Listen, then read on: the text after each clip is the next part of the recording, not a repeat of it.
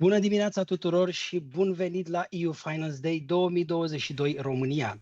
Good morning to everybody and welcome to the EU Finance Day for Romania. My name is Galinda Nilescu and Industrie I am responsible in the Access and Finance Unit for the Department of Internal Market, Industry, Entrepreneurships and SMEs. We have a morning full of wonderful speakers. They will talk about the program InvestEU and its components, namely the advisory hub InvestEU. We will find out more about the European investment and about its debt and equity, and also about the calls for interest for financial intermediaries, which was published in March 2022. We will then talk about finance opportunities provided by the European Innovation Council, which aims to develop the SMEs and to improve the innovation. We would also talk about the program for the single market and the enterprise European network and how it helps the Romanian companies. When we planned this event at the end of 2022, during a COVID wave, we decided to have a totally online event so that we make sure that we could all get together, irrespective of the COVID situation. We will try to make this event as active, interactive as possible, and to give you the opportunity to ask questions and to contribute to the discussions. This would be a multi-directional discussion, so you would have the opportunity to ask questions this morning. We will use Slido, an application that you probably know. You can access Slido here on the left side of the screen. You can also use your smartphone or your browser, going to slido.com or scanning the QR and introducing the hashtag EU Finance Day _Romania. You could also can vote the important questions so that we can give them priority. Please click thumbs up that is associated to the question. After the presentations, there would be 4 breakout parallel sections between 12:30 and 1 p.m. and you would be able to ask direct questions to our experts. Prin urmare, în cazul în care nu putem... So, if we will not be able to answer questions during the morning sessions, we will answer them during the Q&A sessions that start at 12:30. You will be able to take part in these sessions by clicking at the links that are mentioned on the agenda on our site. You could also can click the various links that we publish on our sites.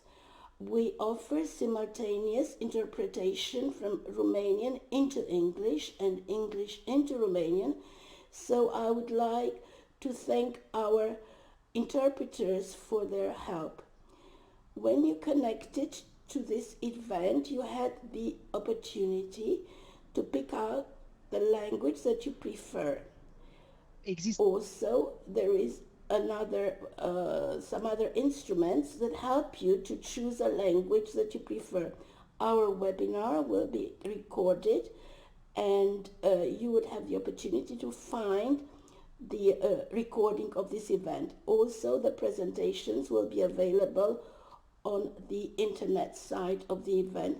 I would also like to tell you that after the event, we will send you a questionnaire and we kindly ask you to answer it so that we can improve our further events. So we thank you for participating in this survey. After this practical information, I would like to present our speakers. First of all, we have Mrs. Astrid Bartels, who is the chief of the finance division within the European Commission DG. Ladies, with you today for this event dedicated to InvestEU and other relevant EU initiatives, which are specifically aimed at Romania. The event is part of a series of virtual meetings which the Commission organized in the course of this year to raise awareness about new EU support programs for the period 2021 to 2027. Ladies and gentlemen, today, Europe is facing unprecedented challenges that several years ago we could not have imagined possible. First, we're struggling with volatile energy prices and high inflation. Providing companies and households with affordable, secure, and clean energy will be a challenge this winter. In addition to the human tragedies, Russia's unprecedented military attack on Ukraine put at risk the security of our supply chains and raised the need to diversify rapidly away from Russian gas. And although the threat of the COVID pandemic for our economies is still here, and many European businesses are struggling with its consequences. And last but not least, we should not forget that climate change is one of the biggest challenges of our generation, and we have the duty to act fast. Today's challenges necessitate a massive amount of recovery support for the EU economy and targeted investments fully aligned with our overall policy objectives. Access to finance and investing in the right policy priorities has become more important than ever. InvestEU is one of the Commission's flagship programs to help address investment needs. It builds on the successful model of the European Fund for Strategic Investment, also known as the Juncker Plan. InvestEU is expected to mobilize more than 370 billion in public and private resources in the EU economy in the coming years. It will finance investments in line with the EU's policy priorities, such as REPowerEU and the European Green Deal, Europe's Digital Decade, and the SME strategy. And it will de-risk investments in order to attract other public and private investors. I am delighted that InvestEU as a program is up and running now. The guarantee agreement with the European Investment Bank Group, which is our main implementing partner, was signed on the 7th of March of this year. And the calls for expression of interest for the InvestEU debt and equity products have been published by the European Investment Fund, which is a subsidiary of the EIB. And we are happy that several Romanian financial intermediaries have applied already. Today, we will hear in more detail what types of investments InvestEU can support under the 4 InvestEU windows, which are dedicated to sustainable infrastructure, to SMEs, to research and innovation, and to social investment. Last month, the Commission held a first review meeting with the European Investment Fund on the financial products they implement for us under InvestEU. And the stable pipeline and interest, extremely high interest, is actually very encouraging. This promises an efficient InvestEU implementation in the years to come, including in Romania. Just to give you a concrete example, at the end of September, the EIF signed a first transaction with a Romanian financial intermediary, which has been backed by InvestEU. This transaction is expected to unlock investments targeting more than 7,500 micro-enterprises across Romania and improve access to finance for micro-entrepreneurs and small-scale farmers, thereby creating jobs and promoting social inclusion. In addition, we are glad that Romania was the first member state that decided to transfer a part of its recovery and resilience funds to the so-called member state compartment of InvestEU and reallocate more than 500 million euros in additional funding for financial products targeting SMEs.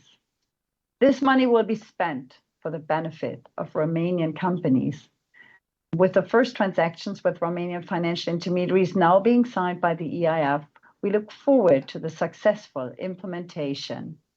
Finally, this morning, you will also hear about the EIC Accelerator, which supports very early stage companies to de-risk and scale up high impact innovation, and about the Single Market Program, which is a specific pillar supporting the competitiveness, capacity building, and sustainability of SMEs. I wish you all a very informative and interesting event. Bună dimineața, good morning everyone, and welcome also from the side of the European Investment Bank Group, of which the European Investment Fund is part of, as previously mentioned, to this EU Finance Days 2022, what I call Bucharest edition.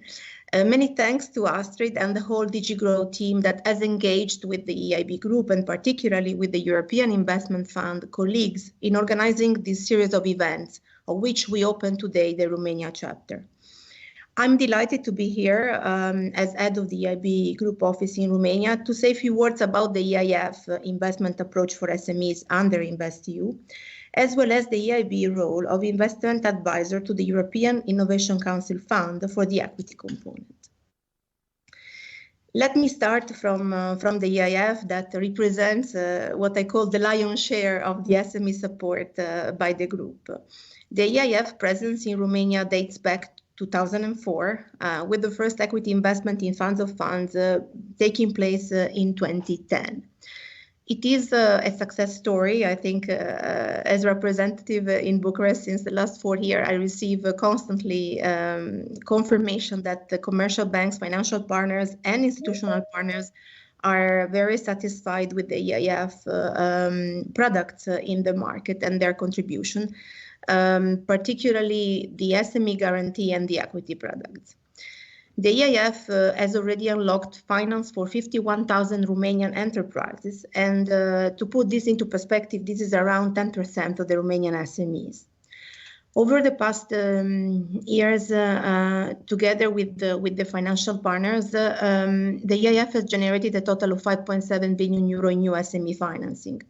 An amount that has more than doubled the initial invested resources. The guarantees have played a pivotal role in that context, contributing to roughly 80% of this amount. Still, the EIF colleagues and us as EIB Group believe that there is a potential in the Romanian economy that is yet to be unlocked. And so together with our financial partners, and some of them have already applied for these instruments in the past months when the calls have been open, the EIF will focus on the efforts on making every euro of public resources to count more, supporting the Romanian SMEs with the financing they need to grow, and ultimately shaping and accelerating the local green transition.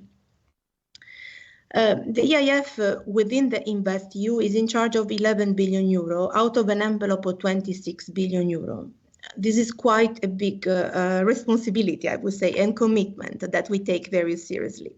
The mobilized capital will be channeled exclusively towards the 4 policy windows to accelerate Europe's green and digital transition, as well as to support the continued recovery of the economy in the EU and in Romania in particular. But what is the investment approach? You will hear more about the 4 policy windows in the next sessions. So I will rather focus on to present you the investment approach that the EIF will apply while deploying these products on the market in favor of the Romanian SMEs. So first of all, the investment approach is driven by the final goal of mobilizing 145 billion euros out of an envelope of these 11 billion. So this leverage effect is for us very important. How to have a smart use of 11 billion euro EU funds and leverage 145 billion euro investments. This is to be said, it has an entirely impact-oriented investment portfolio, investment angle. So it's impact-oriented rather than profit or revenues-oriented. This is another very important element that comes into the picture and has to be considered while we try to channel public resources to the private sector. On the guarantee side, the EIF is deploying 6 portfolio guarantee products across these 5 thematic strategies, and you will hear more later on, to improve access to debt finance in these areas. It's not a secret that access to financing, it's one of the main issues in Romania, including a very low financial penetration. So this is also something that is confirmed annually by the survey that the EIB runs over 40,000 companies in the EU market, including in Romania. Similarly, in terms of investment approach on the equity side, the EIF equity instruments under InvestEU will support venture capital, private equity, and private credit funds. But that is not all. I mean, Romania has a special, I would say, envelope that we are very proud of, and is the one identified under the InvestEU member state compartment. The EIF has been designated as the implementing partner, one of the implementing partners of the InvestEU member state compartment in Romania. And it's very much looking forward to the start of this new chapter and this special dedicated product for the Romanian market. The potential is to catalyze over 2.8 billion euros for the benefit of the Romanian SMEs and help them become ever more competitive, more resilient, and more sustainable. What is in practice what the Romanian government has done, and we are very, I would say, grateful of the trust that we have received from the Romanian government to this end.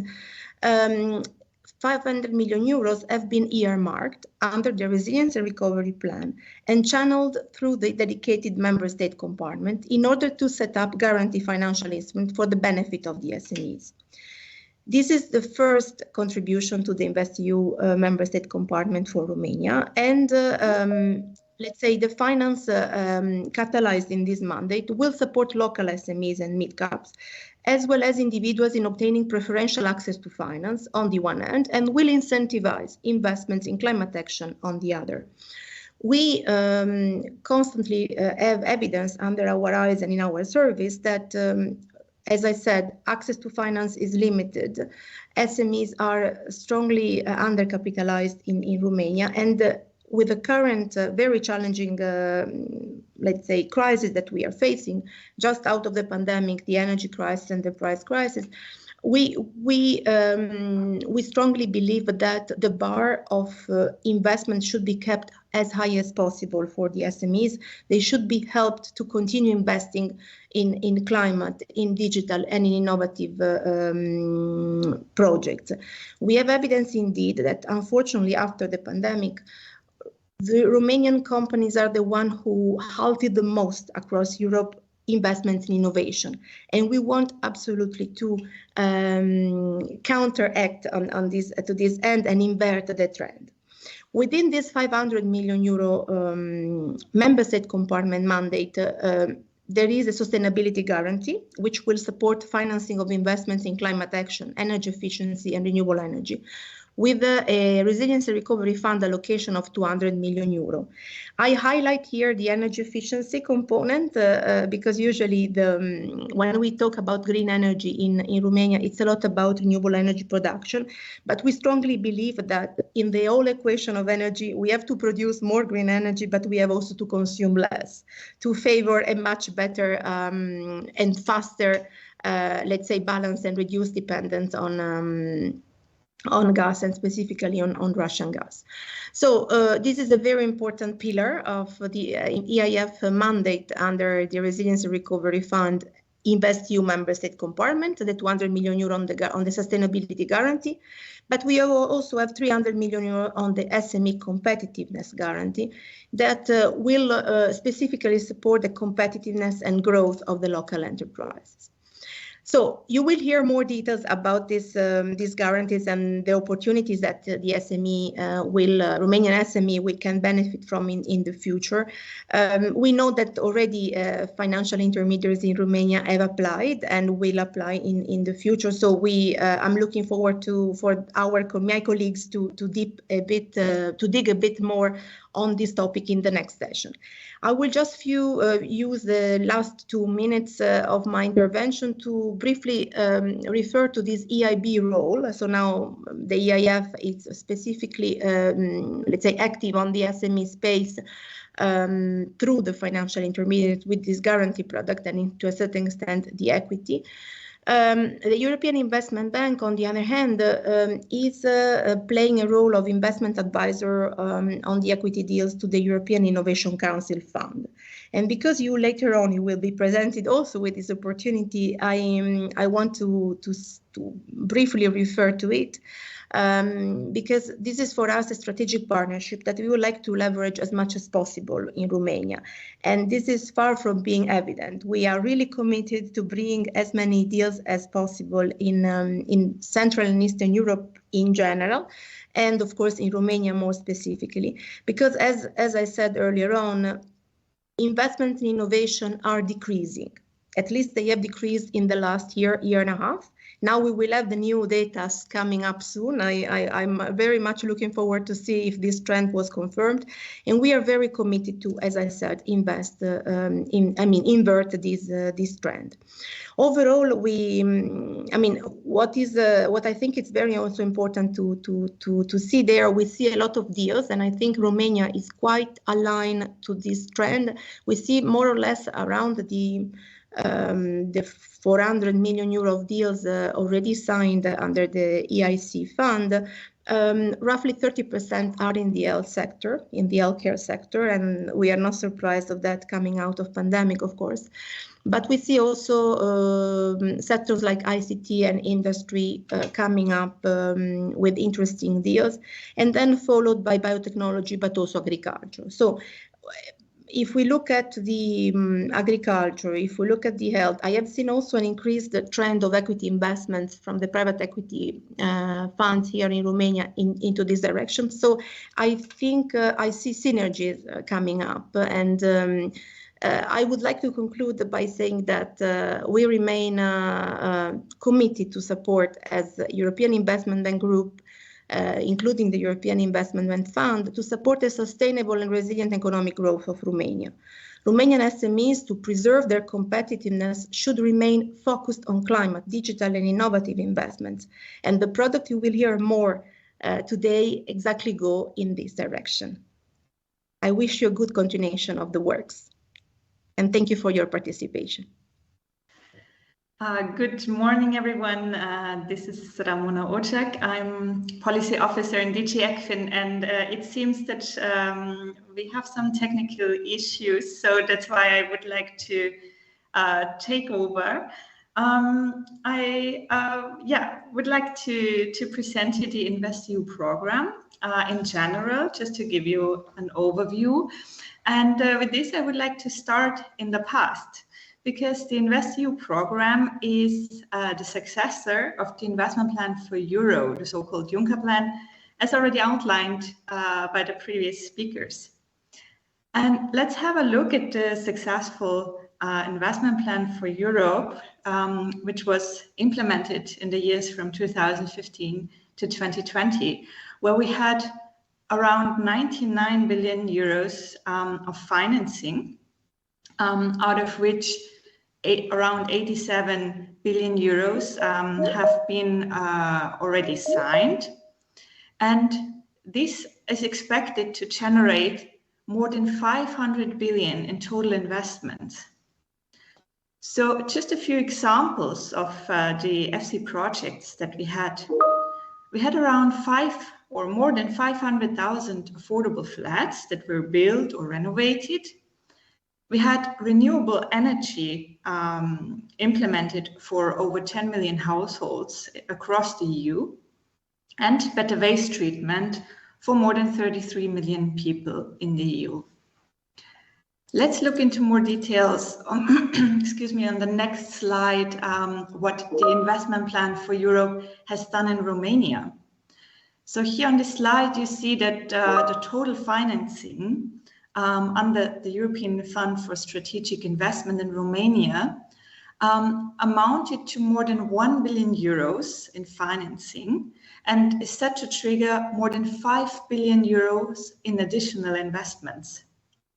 Let's look into more detail for which projects we have signed. So we have around 27 approved projects in the infrastructure and innovation area that were financed by the EIB with FC backing, and approximately of 800 million in total financing and set to trigger more than 2 billion euros in total investment. And for the SMEs, we have 28 approved agreements with intermediary banks or funds that were financed by the EIF with FC backing. That totaled to almost 300 million in financing and set to trigger approximately 2.5 billion euros in additional investments. And as such, around 50,000 SMEs and mid-cap companies are expected to benefit from this improved access to finance. And with this successful view into the past, I would like to show you and introduce you to the InvestEU program on the next slide. You will see that for the InvestEU program, we have three components: the InvestEU fund, which brings the money, the InvestEU advisory hub that provides technical assistance and advisory support to companies, and the InvestEU portal, which is a matchmaking portal that is connecting project promoters with investors. I will introduce you all those three parts in more detail in a minute.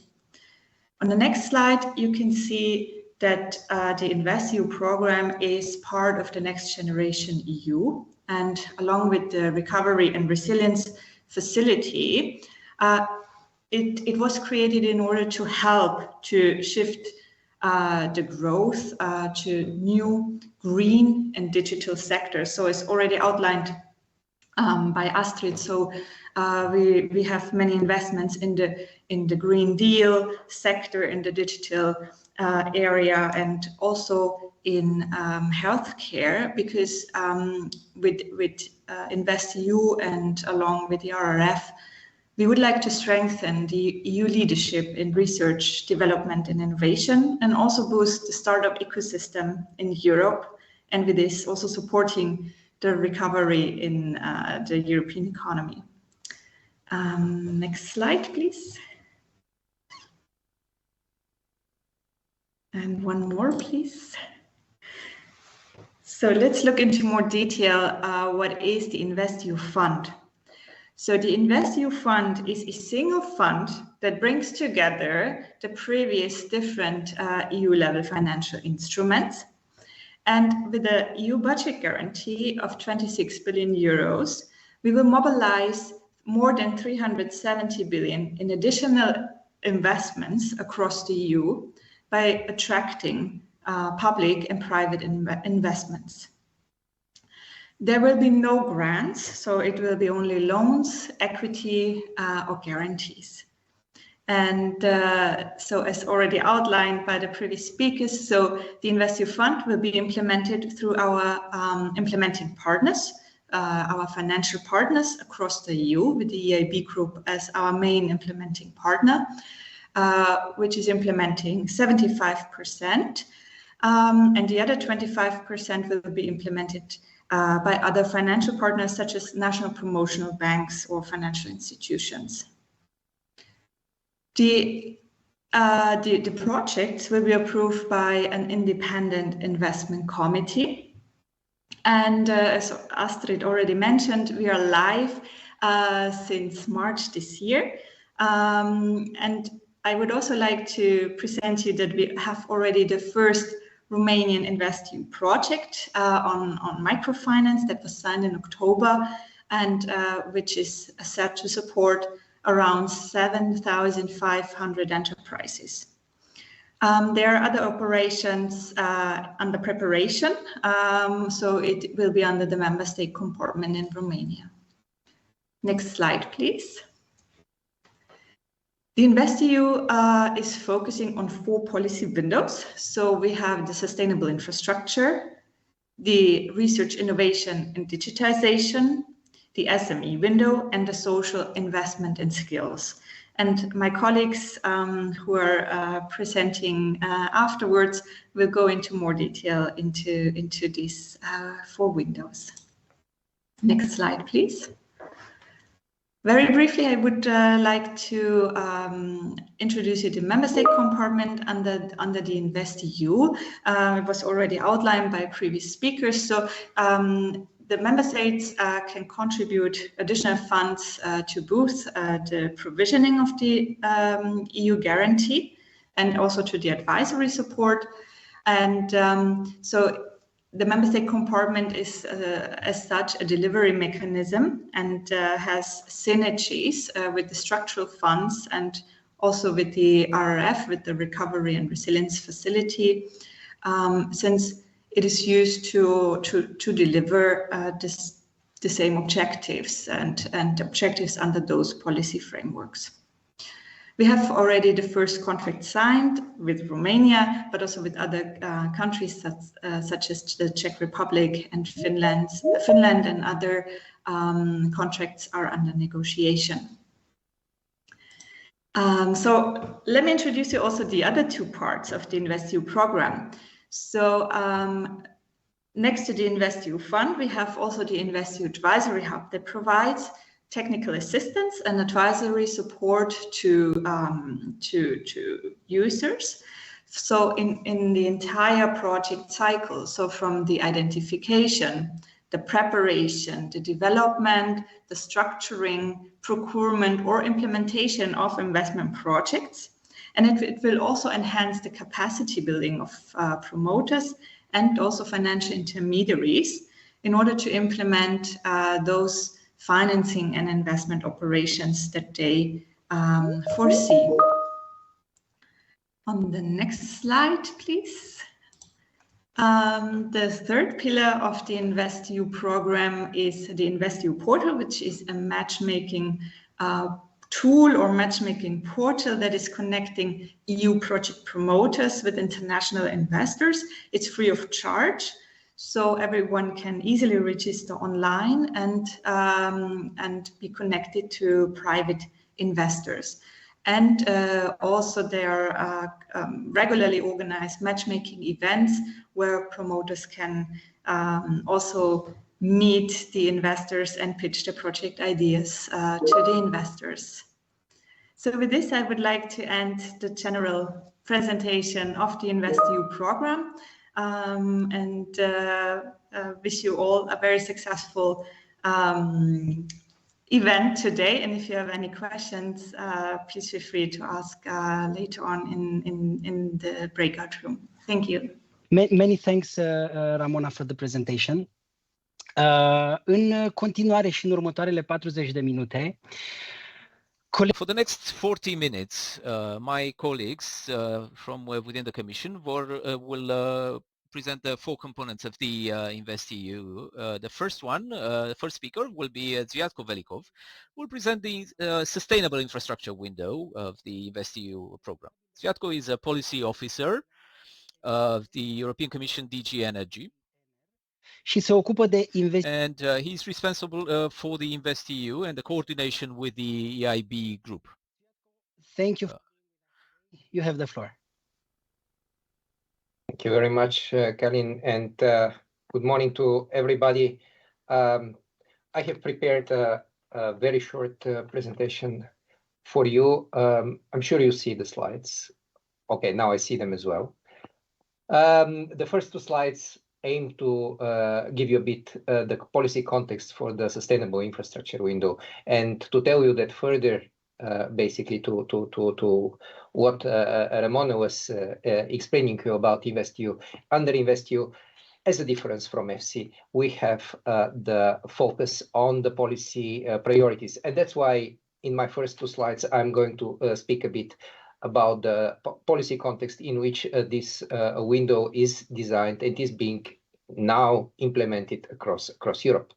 So the policy context and this window is not only for energy, it's for sustainable infrastructure. But if we look at energy, the two fundamental parts are the Fit for 55 package and REPowerEU.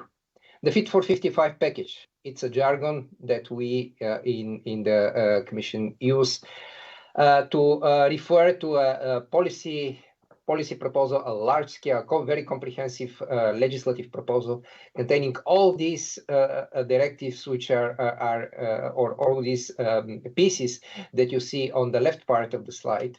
For energy, this is a change in the energy efficiency directive and the energy performance of building directives, and essentially the main direction is to bring the CO2 emissions down by 55% by 2030.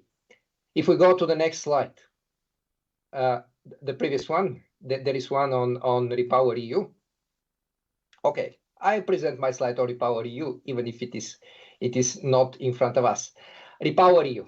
Astrid mentioned in the beginning the energy crisis, and the REPowerEU communication of May was what basically was the response of the EU to the Ukraine war, and the underlying idea behind the REPowerEU is to bring down our dependence from Russian gas.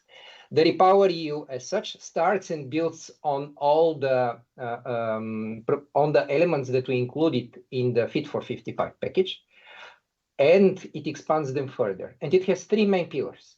It has a pillar focusing on energy efficiency, it has a pillar focusing on renewables, and it has a pillar which focuses on the diversification of supplies. So all elements, especially the energy savings and the renewables, that we see largely across, I must say, InvestEU, including on the sustainable infrastructure window, and not only. And for energy savings, the proposal of REPowerEU was to basically to increase the binding energy efficiency target across EU from 9 to 13%, and for renewables from 40 to 45%.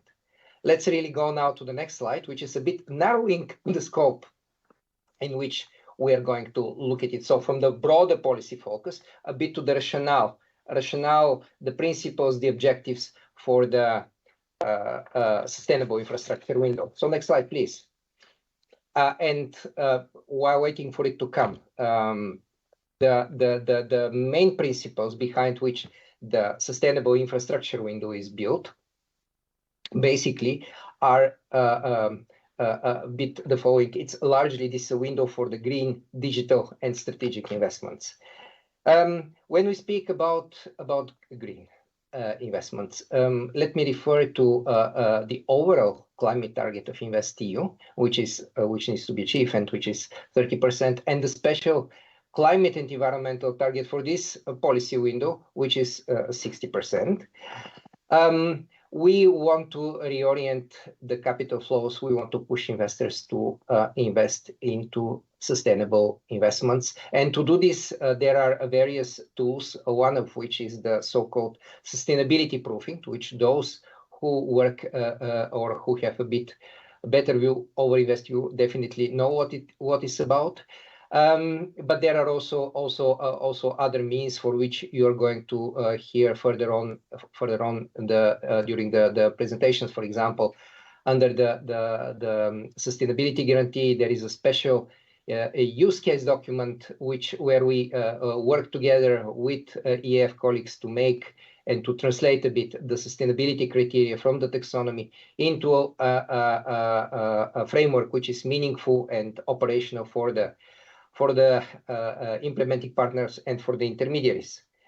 Now, I'm coming from DG Energy. I'll speak a lot, and I do speak a lot about energy today, but the sustainable infrastructure window, by all means, is not at all only about energy. It's also about deployment of future technologies. It's also about connectivity. It's also about strategic investments in defense, in the space sector. So it's much broader than energy as such. It also goes and addresses the just transition mechanism. It contributes to the just transition mechanism. So it's much broader than that. And maybe we can go to the next slide so that everybody a bit sees. So this one we presented. The next one, yes, the next one is going even further into the rationale. So from the principles to the specific objectives, which we can see on the left side of the screen.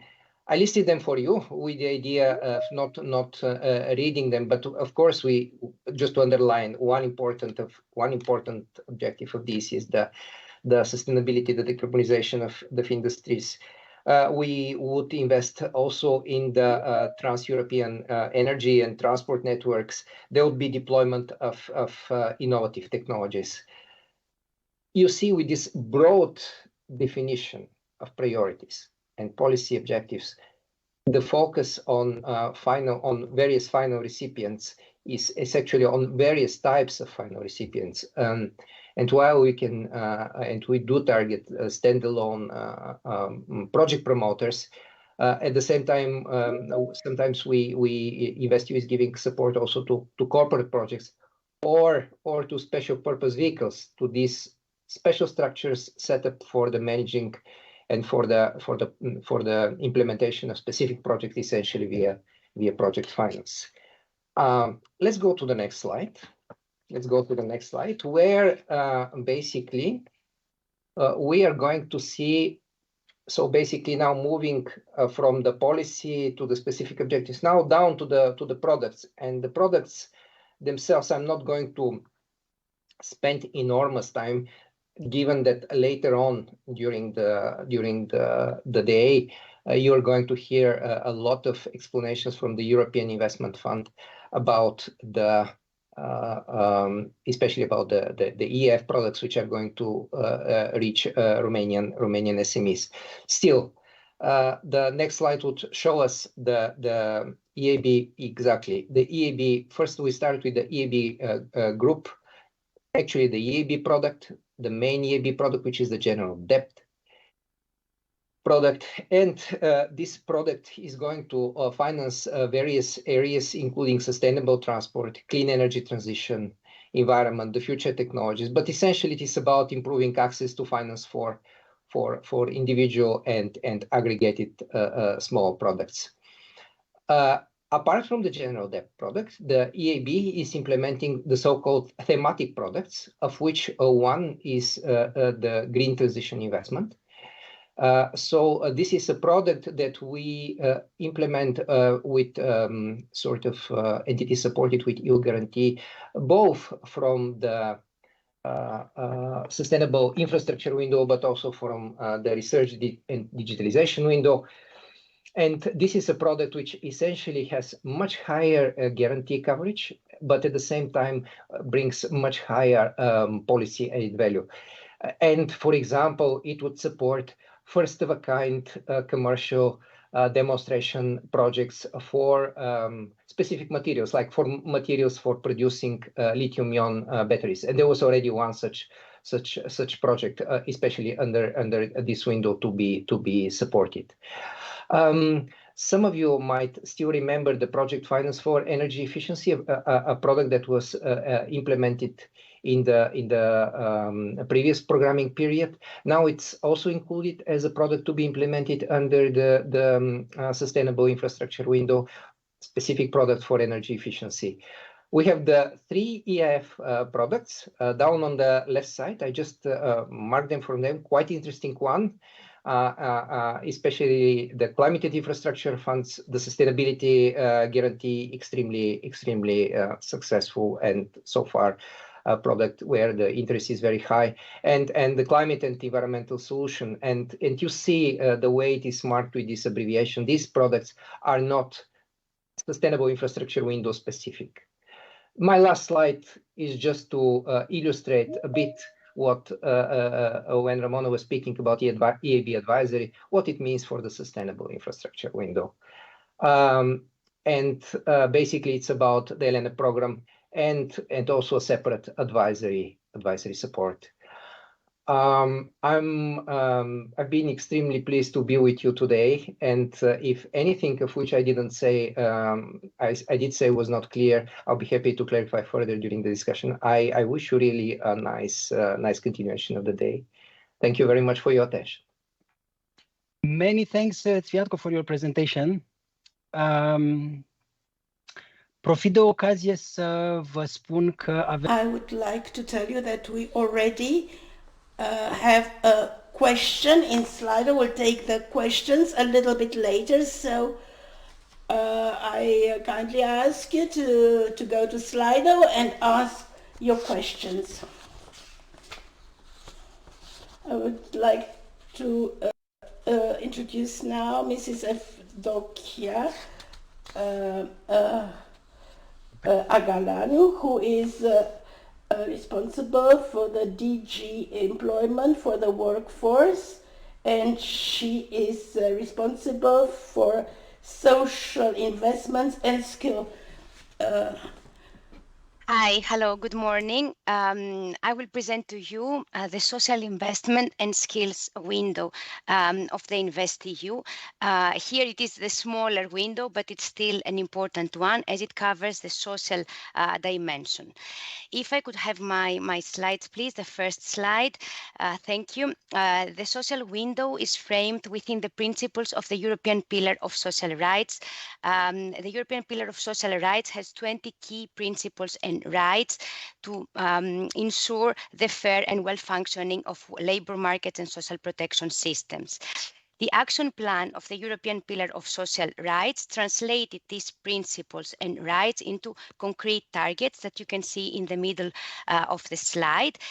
These targets are to be reached by 2030, and the first one is at least 78% of the working age population to be in employment. The second one is at least 60% of all adults should be participating in training every year by 2030. And the third one is a reduction of at least 15 million in the number of people at risk of poverty and social exclusion. So within these main targets that we would like to reach by 2030 and the eligible policy areas of the InvestEU regulation, we came down to the three big bulks of policies that you can see in blue in the slide. So I will start from the right side, social infrastructure. It follows the EFSI investments in this area. And by social infrastructure, we mean education and training infrastructure, social infrastructure and services. And here we include also affordable social housing as well as healthcare infrastructure. I will not go into detail for this policy area as it will not mainly be covered by intermediated but rather by direct financing. However, I'm happy to get any questions you may have on that on the Q&A session later on. Moving to the next, not to the next slide, sorry. It was the next blue box, microfinance, social enterprises, social impact and innovation. That continues the successful implementation of our EU program for employment and social innovation, the EASY program as we call it, as well as the EFSI social impact pilots. And the third policy area is education, training and skills, building on the EFSI skills pilot that was launched in 2020. So the EU guarantee will be used to guarantee both debt and equity and quasi-equity products supporting these policy areas. Now we can move on to the next slide because I will go and present quickly the main policy areas of the social window as they were agreed with the European Investment Fund, who is the main partner for the social window. And the first one is microfinance. I was very happy today to be here in Romania presenting microfinance because microfinance is very important for your country as it provides support in small micro enterprises and farmers in the rural areas. And I wanted to be the first one to present the first guarantee transaction that was signed under InvestEU on microfinance, but all the other speakers did it before me, so I will not repeat it. So let's go into some details. What we did in this programming period is to adapt the ticket size, so to adapt the maximum loan. The loan now is up to 50,000 euros. It used to be 30,000 in the previous programming period to reflect the increased needs in the sector. And the policy objective is, of course, to support persons in vulnerable situations to start up or develop a microenterprise. It promotes social and financial inclusion. Microfinance is always linked to the provision of non-financial services, business development services, as we call them, mentoring, coaching, training, etc. And this is extremely important. In some cases, it was proved to be even more important than the actual financial support. And the second condition for the microfinance is to sign up for non-banks or endorse for banks the European Code of Good Conduct for microcredit provision. And of course, the product here is an intermediate debt product, but on that you will hear more from the EAF colleagues later on. Moving on now to the next policy area, the next slide. We support social enterprises. Social enterprises as defined in the European Social Fund Plus regulation, with their three dimensions that you can see in the slide. The first one is a social impact dimension. Social enterprises have measurable positive social impact, and here we include also the environmental dimension, and this impact is the primary objective. Profit generation comes secondary. The second dimension is the profit redistribution dimension. Profits are used first and foremost to achieve the social objectives. And the third dimension is the governance dimension. Social enterprises are managed in an entrepreneurial, participatory, accountable, and transparent manner by involving all the relevant stakeholders. The aim here is to support this niche market of social enterprises, as it was also announced in the Social Economy Action Plan that was adopted in December 2021. And we're offering both an intermediated debt and equity product. Here again, we adjusted them, we gave the possibility to have a bigger support. We could support up to 2 million, but of course the focus remains as it was before on the smaller tickets to around 500,000, as it was also in the previous programming period. Another innovative policy area that I will present you to the next slide, please. It is the social impact and innovation that will be supported with an intermediated equity product. And for social impact, we use the European Pillar of Social Rights Principle and Rights, as I explained earlier. Under this product, we support what we call impact-driven enterprises. And these are enterprises that pursue social impact, including, again, the environmental dimension, at an equal footing with the financial return. And this is a product to promote social innovation, as I said earlier, and we include also innovative delivery methods such as the social outcomes contracting. Moving now to the next slide. The EAF intermediated debt product will support also education, training, and skills. And here we have 4 different possibilities in terms of the final beneficiaries on whom could get the support. The first one is individuals, so students that they would like to finance themselves their studies. The second possibility is the entities that they take the initiative to reskill or upskill their employees. The third possibility are the entities that they are themselves active in the field of education, training, and skills. And the fourth possibility gives the possibility to develop the broader ecosystem around education, training, and skills.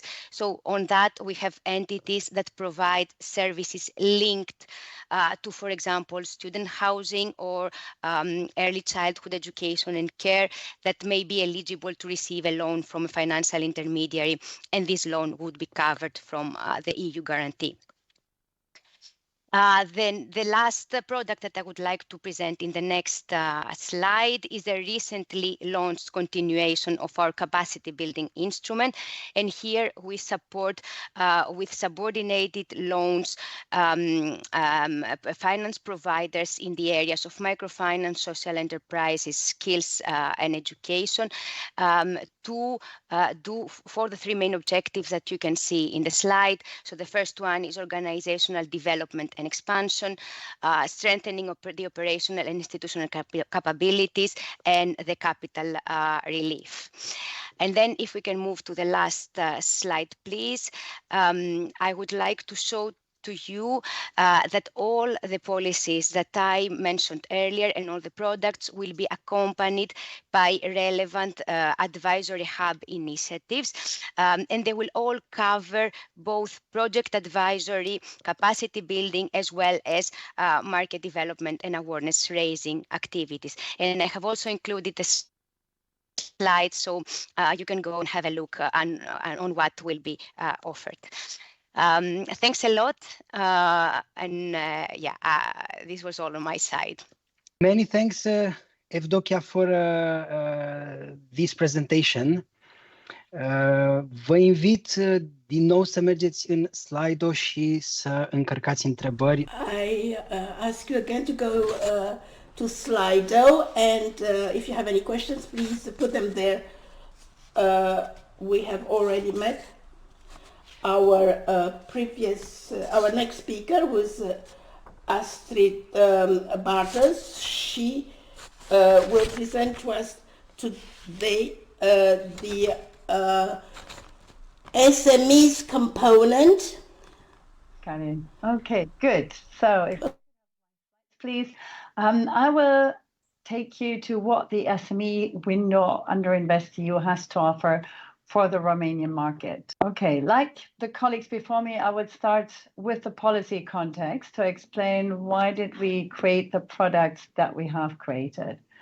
So in 2020, on the 10th of March, the Commission published the SME strategy for sustainable and digital Europe.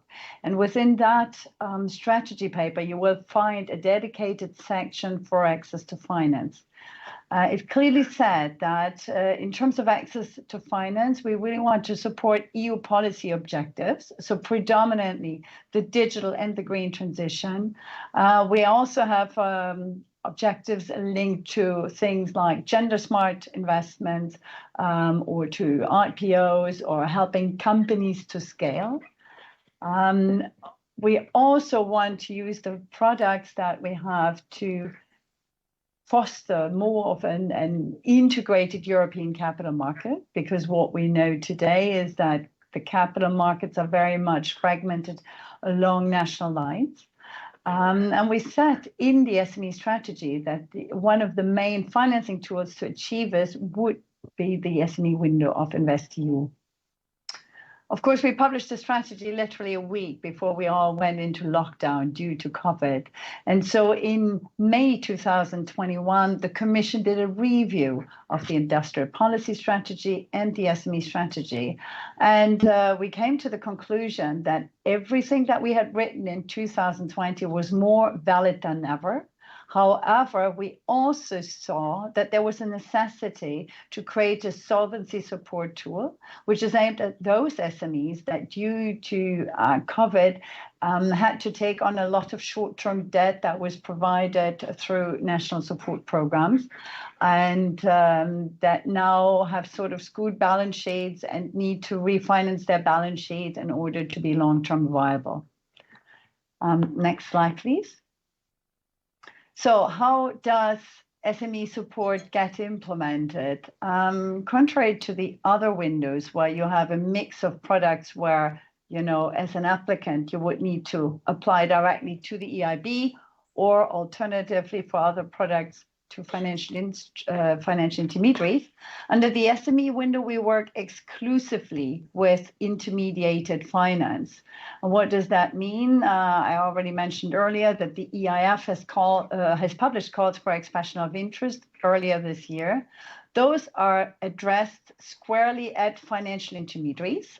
in Romania, such as banks, the promotional institution, guarantee societies, microfinance providers, but also people, fund managers that are in the process of raising their next venture, their private equity fund. And once the EIF has done the due diligence and selected these financial intermediaries for participation in the program, that's where the SMEs then have to turn to in order to either obtain debt or equity finance. Next slide, please. So we've grouped our products under the SME window in two big categories. We have debt products and equity, and I would start with the debt products. So we have one European guarantee facility, but it has different compartments, if you so like, and addresses different policy objectives. On the left-hand side, upper left-hand side, you see the sustainability guarantee. That is something brand new that was developed for this financing period. We didn't have it in, for instance, under the Juncker plan or the previous programming period.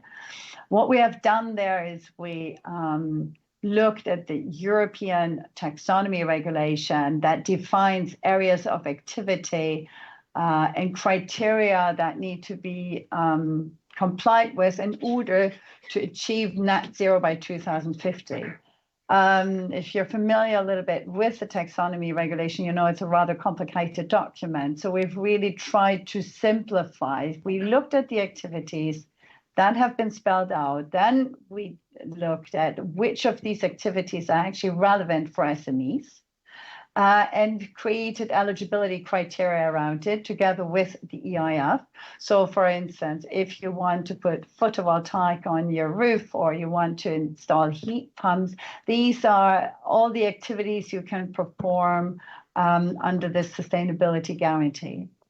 Then we have an innovation and digitalization guarantee. And as the name says, it's clearly aimed at actions SMEs want to undertake in order to innovate in their business. And it can be innovation in the broadest sense. It can be process innovation. It can be product innovation. In terms of digitalization, it's also rather broad, can address a lot of different areas, down to implementing cybersecurity measures, for instance. Then we have a guarantee for the culture and creative sector, so specifically for those SMEs, but also small mid-caps operating in that space. And last but not least, there's the SME competitiveness guarantee, which is a guarantee that helps financial intermediaries to provide financing to those SMEs that they would normally exclude from financing because of the high risk profile attached or because of those SMEs not having collateral. And that could be SMEs that are startups, so you're just starting out with your business, you don't have collateral. And in the SME competitiveness guarantee, we've also included the solvency support tool. So what is that? That is an ability for financial intermediaries, for the banks, to work with those SMEs that have taken on a lot of short-term debt due to the COVID crisis and that now need to restructure. So under the European guarantee, that financial intermediary is able to then offer subordinated loans, allow the refinancing of the short-term debt into subordinated debt on a very long-term basis to then give the SME the breathing space to develop further in the future.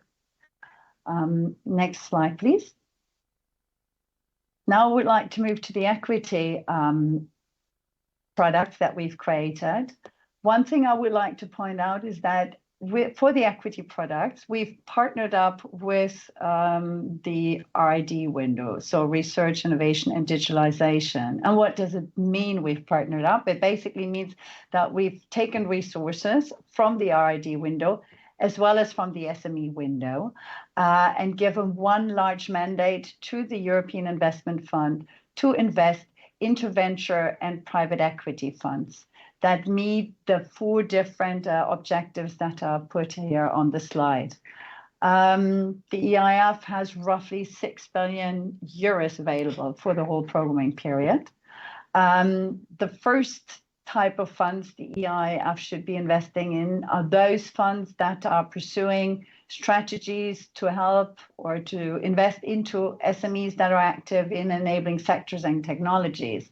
So what do we mean here? That's everything that covers life science, health, space, defense, industrial technologies, but also semiconductor technologies or anything related to chips.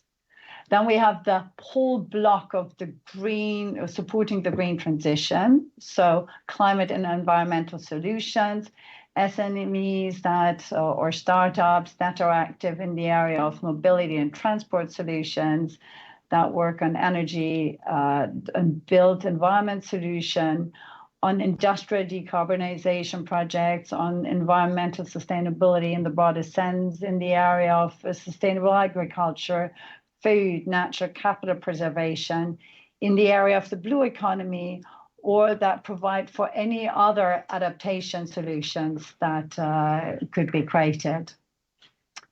Then we have a focus on funds that are active in digital and in the culture and creative sector. That's a new focus, well, specifically the one for the culture and creative sector. In the last programming period, we only provided support to those companies through guarantee products, so on the debt side. But now, for the first time, we're also moving here into the equity space.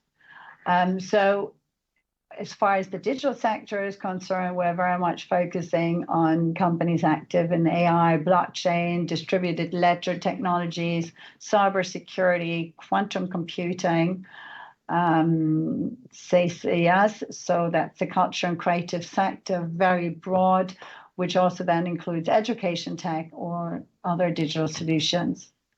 And last but not least, we want to focus on those funds that help us address the objectives of the Capital Markets Union to foster more integrated capital markets. So what does the EIF support here?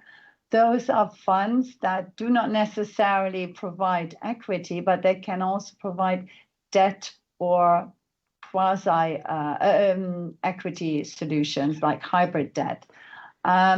This is meant to address the fact that in Europe, we do have an over-reliance of the SMEs on the banking sector. We would like the ability to diversify away from the banking sector, and these debt funds or hybrid equity funds are a good alternative.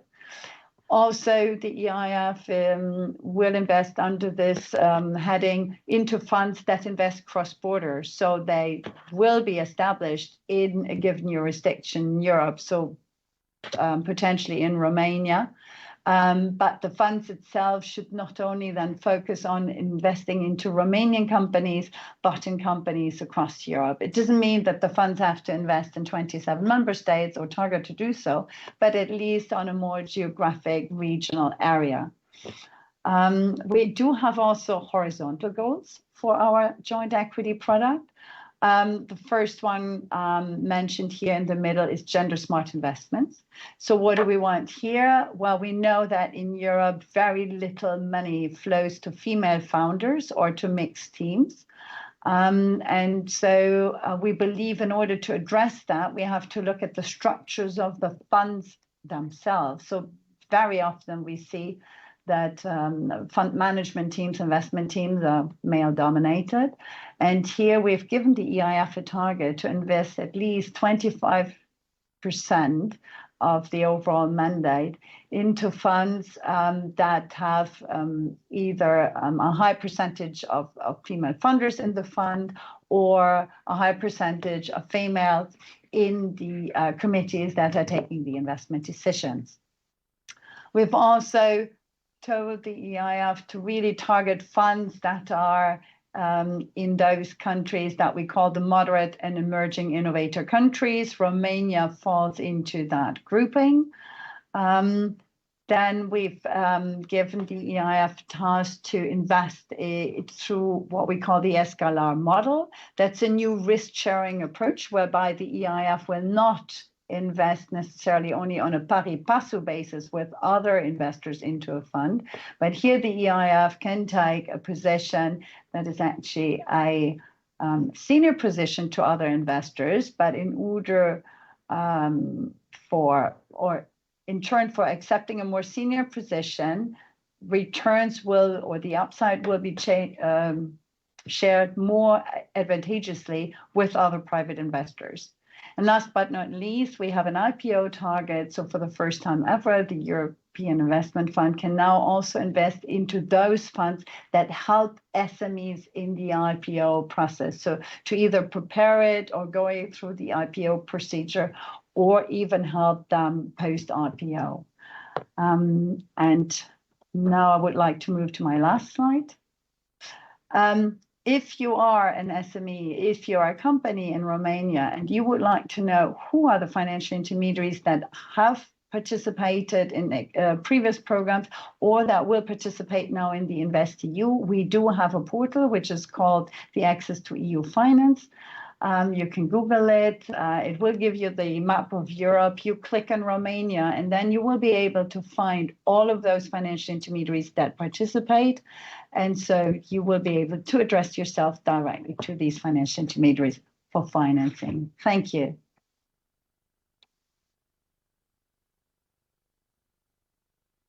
Mulțumesc foarte mult, Astrid, pentru prezentarea clară a componentei InvestEU pentru.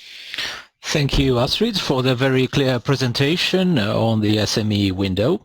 We are now coming to the fourth InvestEU window, which covers investments into research, innovation, and digitization.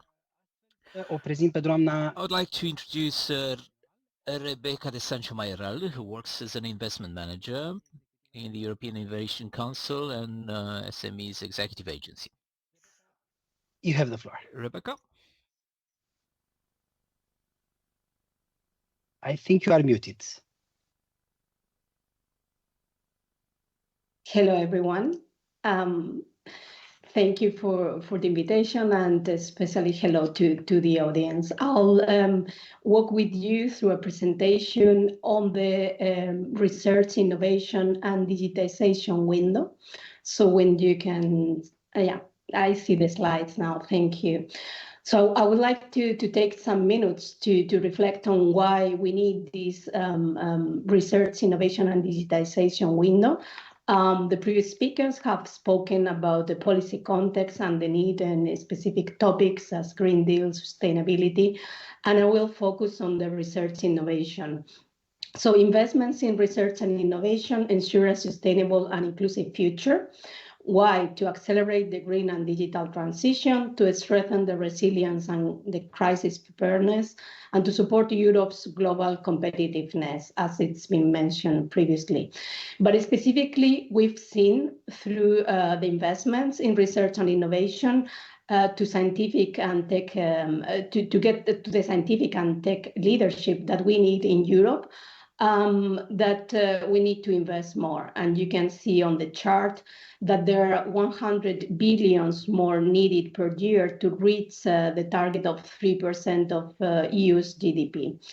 But on the positive side, we've seen that 2/3 of EU productivity growth in the last decade has been driven by research and innovation. So there's a good way for those investments on research and innovation.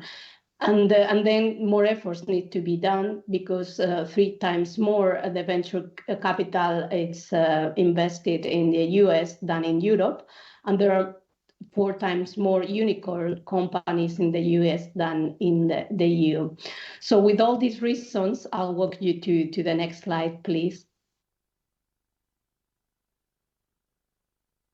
Yeah, so we have the research, innovation, digitization window on the 4 pillars that have been also reflected in previous windows on the area of green, specifically related to energy, mobility, low carbon solutions, circular economy, bioeconomy, and climate.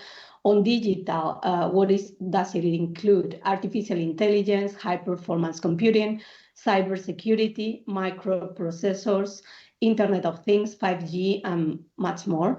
And on the health area, we have the vaccines, and we also have innovating and digitizing health and care systems. And on the strategic side of research and innovation, the space area, defense, and key enabling technologies. If you can go to the next slide, please. In which type of products does it fall the research and innovation window? So it's the general debt product that is being implemented by the EIB. Which are the objectives? So the objectives are to de-risk investments. We've heard this before.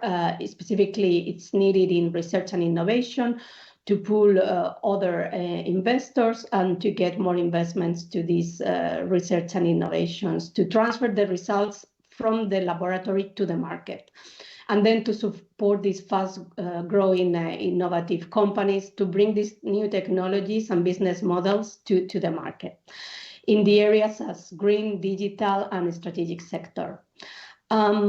Which are the final recipients of this product, this general debt product? Standalone promoters, notably SMEs and startups, corporate promoters or SPVs, universities, tech transfer offices, higher education or research centers, as well as research infrastructure, innovation and digitization agencies, accelerators and incubators. And what is the funding assigned for that? So there are loans, warranties, venture debt covering typically 50% of the total of R&D project cost. On the next slide, you will see how it is divided, this window, for the thematic products of the EIB. So we have two sides, two elements that are the innovation investments and then the green investment facility. On the innovation investments, the sectors included are health, strategic digital technologies, and key enabling technologies. On the green investment facility, there are sectors like energy and low carbon solutions, mobility, circular economy and bioeconomy, natural capital, and green infrastructure. Again, it's about de-risking and bringing more investment to these projects to be able to scale up, either on thematic, on the general debt. If you can go to the next slide, please. And beyond these financial products, we have also, it's been mentioned before, the advisory hub, the advisory initiatives. So there's also included in the R&D window. And what does it mean? There is project advisory, capacity building, and there's also the topic of gender initiatives. On the project advisory, the objective is to help project promoters in the preparation of investable business proposals, to improve their investment readiness of those companies for the various sectors that they are targeting and their entities. And on the capacity building, to strengthen the ability and the willingness of various financial and other intermediaries to develop and support finance projects in specific sectors for those activities or for those type of financing. And in relation to gender activities and initiatives, have been mentioned before that the gender smart financing is one of the areas to support and enhance the access to finance for female-led companies and women investors, establishing common methodologies to analyze the gender gap in investments in innovative ventures at regional, national, and European level. And with that, I pass the floor back. Thank you very much and wish you a nice Finance Day in Romania. Thank you. I'll be here for the questions. Thank you. Mulțumesc foarte mult pentru prezentare, Rebecca. Thank you very much. It was very informative, Rebecca. With this, we are at the end of the first session of InvestEU. We're gonna spend a few minutes for one or two questions. I see that there are already some questions loaded in Slido. I would ask my colleagues from the technical department to put them on screen. So the first question is to do with the slides. If we if we're gonna have the slides, yes, we will have the slides after the event. There will be, you will be able to download them from the event site. The question, I'm gonna read it from my phone. It's for Evita. But you also mentioned that it will be part of the support on climate and infrastructure funds. Could you please explain a bit more? Thanks. Evdokia, I think it's for you.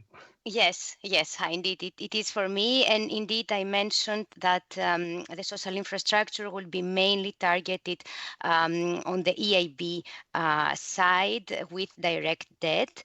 However, before me, my colleague Cviatko, when he presented the climate and infrastructure funds product, he refer to the fact that this is a joint product under the sustainable infrastructure window and the social investment and skills window. Why? Because the social investment and skills window will support the infrastructure that are social infrastructure. So, and if you would like me to go a little bit more in detail on what we could do under this policy, under this intermediated product, for example, we can support a fund that invests in energy efficiency to social infrastructure, and this could be health and care, as I mentioned earlier, facilities providing social services such as long-term care or education and training infrastructure. It includes student housing, vocational education and training facilities.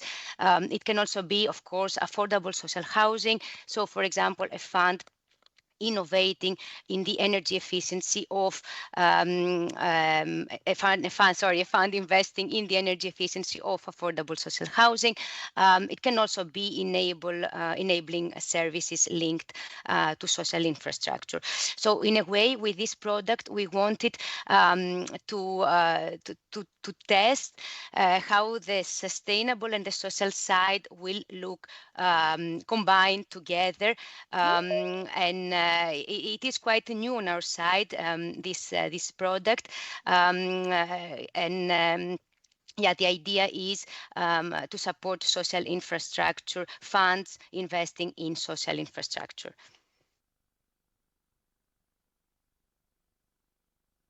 Thank you. Thank you for the reply. I think we still have the time for one more question or even two. We are not very much behind. I think we have a question. Can promoters contact investors on the InvestEU portal? I think it may be for you, Ramona. Yes, thank you, Kalin. So indeed, for the moment, on the matchmaking tool, so where you submit your project and also your pitch book and your project idea, currently only investors can contact the promoters. However, we are regularly organizing matchmaking events where promoters can actively apply for these events. So we publish this on social media or sometimes also reach out to the projects and the companies who are, for example, in a specific sector. For example, we do an e-pitching event in climate change earlier this year, or we have done in September one on women entrepreneurship. Or also together with DG Grow, we work with the EBAN, so the European Business Angels Network, where we have like really one-to-one meetings and pitching events live. So promoters can apply there and then really meet the investors at these events and pitch their ideas to the investors. So inside the tool, currently for the moment, no, it's just you present your project idea, you upload a very interesting pitch book, and then interested investors would contact you. But for the physical events or online events, yes, you can pitch your ideas to the investors. Back to you, Kalin. Yeah, many thanks. I saw that there was also a question on when the The recording will be available. Well, I can confirm that the recording will be available in the following days, again on the site of the event.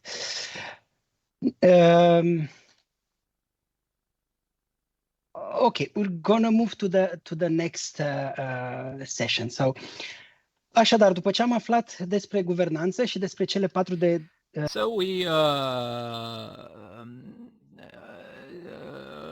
learned about governance and the 4 policy areas of InvestEU.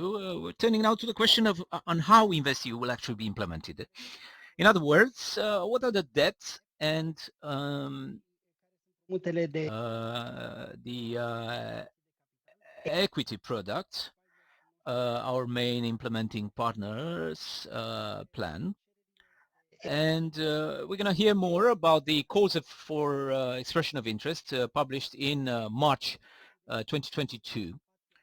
We're going to highlight the example of Patria Bank, one of the financial intermediaries active in Romania, to hear a testimonial on how the EU financial instruments have worked in real life on the ground.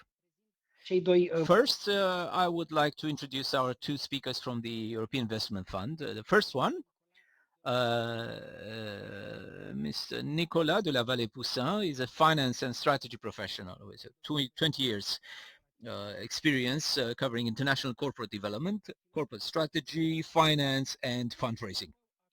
In his current role at the EIF, Nicola works on the implementation of financial instruments that support equity investment under the InvestEU program.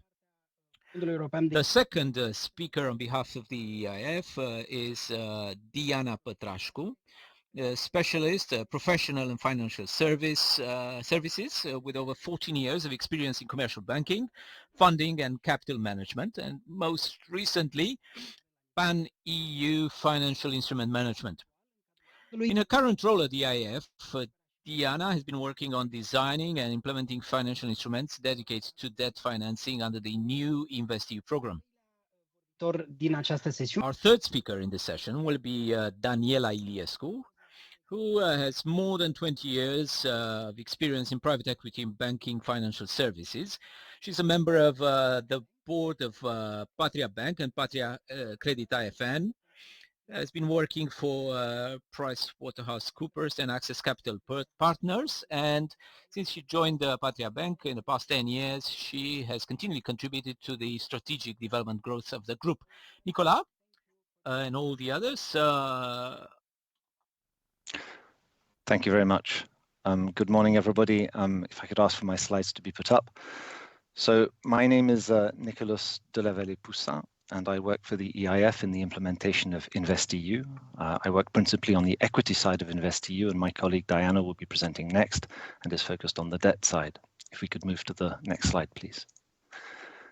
So InvestEU, as you'll have gathered by now, is a fund of 26.2 billion EU guarantees in support of innovation, investment and job creation, and it runs through to 2027. It aligns with the critical thematics of sustainable infrastructure, the green transition, research, innovation and the digital transition, social investment and skills, and continued support for SMEs. You've seen this before, so I'll go reasonably fast. Next slide, please. The EIF is the largest implementing partner in InvestEU, with 11 billion of the total 26 to invest in its equity and debt guarantee products. The EIB as a group, the IB group as a whole is implementing partner for 3/4 of the InvestEU fund, with the remainder set aside for others such as NPIs. The InvestEU product is the successor to a number of previous initiatives, and so in many ways it represents a simplification of our previous product portfolio and a single point of entry for many of the funds that would otherwise have had to choose which point of entry to use. Next slide, please. The EIF supports SMEs and mid-caps across the EU through principal product lines, 2 main ones, debt guarantees and equity. We provide intermediated products, and so we do not invest directly in final recipients. We leverage the knowledge and skills of the intermediaries in order to ensure that the money is spent in alignment with their incentives, and that's a key part of our intermediated approach to all of this. Next slide, please. So going into a bit more detail, the InvestEU EIF products are organized thematically, and they're in support of key policy objectives that underpin the InvestEU fund at the EC level. The products under both the guarantee and equity product lines are aligned with the thematics that you can see at the top of the page. The climate and sustainability thematic is aligned with the EU Green Deal. It supports green innovation and transformation. We have dedicated thematic to support productivity and competitiveness through support for innovation and digitalization. And under equity, we refer to this as enabling sectors. To support companies in their growth stage and in continued support of the recovery, we have the growth and competitiveness thematic. The social impact thematic is a new area of focus for the EIF and supports micro enterprises, social enterprises, and other initiatives that promote skills inclusion and education. We have a specific product to support culture and creativity with a dedicated cultural and creative sectors target area and a cultural and creative guarantee product. So that's the overview. Next slide, please. Focusing now on the equity products under InvestEU. The EIF has 6.5 billion in firepower to invest as a limited partner in funds that support areas that align with the thematics and policy priorities of the InvestEU product. The EIF has been doing this for a long time. We have 25 years of experience in addressing financing gaps for SMEs, and we've been supporting venture capital, private equity, and private credit funds, and we've made over 35 billion in commitments in the equity space to date. Next slide. So this slide shows you how our product breaks down. And so focusing on the equity product, we have 5 primary windows with 6 billion to crowd in private finance and deepen and develop the market in the areas that are aligned with the InvestEU thematics. Each of the thematics you see on the screen can be broken down into a number of specific target areas, and the details of those target areas are available on our website so that we don't list them all on the slides and crowd too much into this presentation. Applications under InvestEU for an investment from us must be made under one of these thematics or more. You can make it under 2 or 3 thematics if the structure or strategy of your fund is applicable to 2 or 3 different thematics. So going through them briefly, Capital Markets Union provides finance to funds that support growth companies, and it diversifies sources of financing for scale-ups. The Enabling Sectors thematic supports sectors that contribute to and sustain the EU's technological sovereignty in critical industries and sectors. These sectors include, for example, life sciences and health, space, semiconductor chips, technologies, defense, industrial technologies such as robotics, automation, advanced materials and manufacturing technologies, and even biotech. Climate and environmental solutions supports research, development, commercialization and scaling of clean technologies and environmental sustainability solutions. This area includes target areas such as mobility, transport, the blue economy, agriculture, food tech, industrial decarbonization, and energy. Digital and cultural and creative sectors is about strengthening the EU's digital sovereignty, supporting the digital transition and supporting culture. Its target areas include artificial intelligence, cybersecurity, quantum computing, education tech, blockchain and distributed ledger technologies, and cultural and creative sectors. The social impact equity product is focused on social enterprises, skills and education, impact investing, and social innovation. So I'm barely scratching the surface. I'm giving you headlines and titles here rather than going into the details and descriptions and definitions of each of these target areas, but that gives you the general sense of how the product breaks down. Next slide, please. We have what we call transversal goals, and 4 of the main ones are on the screen. So in parallel with these vertical thematic products, we aim to invest in funds that represent or support these objectives. We're able to provide a greater intensity of support to funds that align with these goals, and in some cases, we have specific products that support these goals. To support scale-ups, we have the Escalar product, which allows us to take a different class of share to other limited partners, where we reduce our expected return in return for reduced risk. That's to support funds that will in turn support companies that want to scale and continue supporting the successful companies in their earlier portfolios. To support IPOs, we invest with a specific product under InvestEU in funds that focus on helping companies through the IPO process and funds that will support them after they've listed. We provide a greater intensity of support to funds focusing their investments in moderate or emerging innovator countries as defined under the European Union Innovation Scoreboard. We provide a greater intensity of support to funds that reach certain thresholds of female representation. You've heard about the gender criteria already. And in our case, we measure that at founder, investment committee, or senior management level. There are other transversal priorities that are not on this slide, but which you'll find on our website. We provide, for example, a greater intensity of support to first-time funds or funds focusing on technology transfer. First-time managers, I mean. Next slide, please. Finally, our climate and infrastructure funds product is focused on larger investments in climate and infrastructure. So where the earlier climate and environmental solutions thematic strategy focused on SMEs developing innovative solutions and innovative technologies, this product provides support to funds that are operational in backbone infrastructure and industrial ecosystems. Next slide. So what are we looking for? One of the reasons the EIF is considered a benchmark investor and the reason we're able to catalyze additional investment from the private sector is that we have a very structured approach to due diligence in the private equity, venture capital and debt funds that we invest in. And so our logo on someone's website tends to represent a mark of trust and a seal of approval. That due diligence that underpins, among other things, that seal of approval covers a number of areas that break down into three main pillars that you see on the screen. What do we really look for? We look for coherence and balance in the fund structure, the strategy, and the team to ensure that the fund will be able to successfully execute its strategy. We look for teams that are made up of investment managers that have experience, a strong track record, a track record that's coherent with the sector and the strategy and the ambition of the fund. We look for strategies that align thematically and geographically with our products and that will therefore support our goals and the policy objectives that we're trying to support ourselves. We look for funds capable of generating the pipeline of investments that they're going to need to effectively invest the amounts that they raise and that have the capacity internally with the staff and the expertise to process the volume of opportunities that they're going to have to go through in order to make the investments and invest the money that they've been given. Next slide, please. My last slide. What's our investment process? Well, an application with us goes through 4 steps.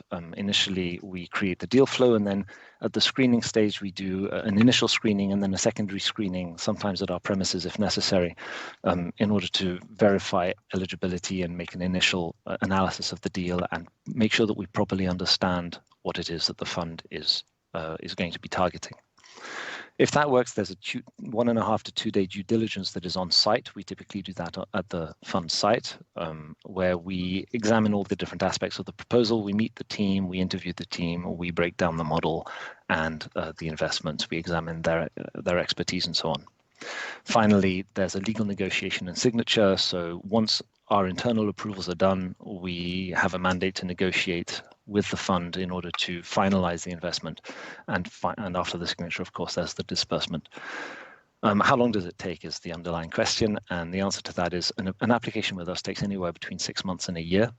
What makes the difference between 6 months and a year? An experienced fund that we've invested in before and that is very aligned with what we're looking for might take 6 months, maybe a bit more. A fund that needs help getting to the end of the investment process, a fund that needs a little bit of restructuring, some guidance, first-time teams often, they will usually take a bit longer. So that's the general timeline that you're looking at. And so thank you very much for your attention. And at this point, I'd like to hand over to my colleague, Diana, who will take you through the guarantee products. Mersi, Nicola. I will switch to Romanian. So, bună dimineața, doamnelor și domnilor. Morning, ladies and gentlemen.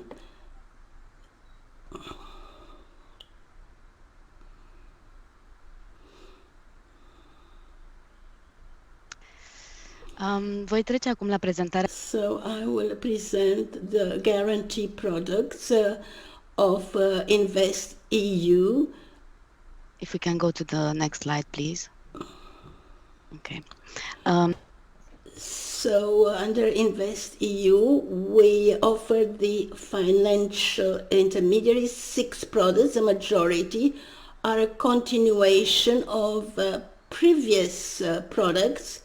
And I will try with the SME competitiveness, which is a successor of the COSME products. It's a product targeting higher risk SMEs It offers better conditions and also some restructuring.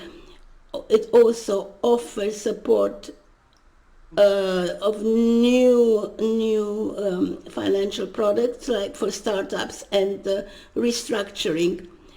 We have now a new high risk stream which guarantees solvency, and the characteristic is that we offer support for subordinate credits that for companies that were affected by COVID.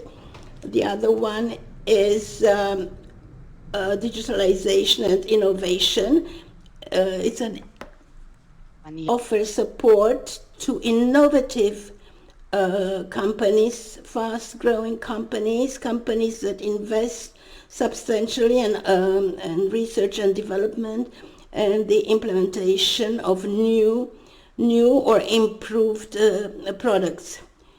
Under the same program, we have support for digitalization, the management of the supply chain, and other digital services for the employees.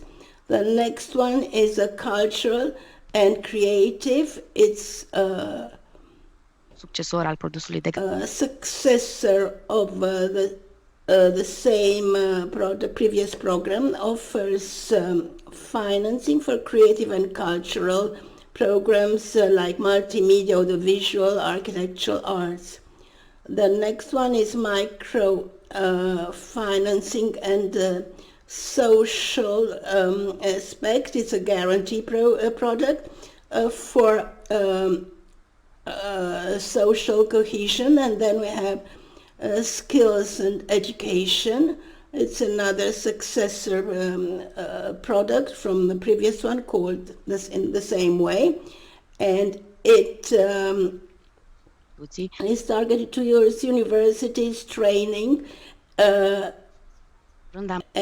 then we also have save the best for last, the sustainability guarantee, which is our newest guarantee product. It's not a successor, it's a brand new product dedicated to better access to finance for sustainable and green companies. As Astrid presented, the eligibility criteria that encompass all the policies, which means adaptation to climate change, transitions, protection, fights against pollution, protection of ecosystems, and sustainable agricultural and forestry products, activities. So I would like to say that everything that I would say relates to the guarantee products which are under the EU component. The member states can offer an extra budget to support more products. Romania has contributed for SME sustainability and guarantees.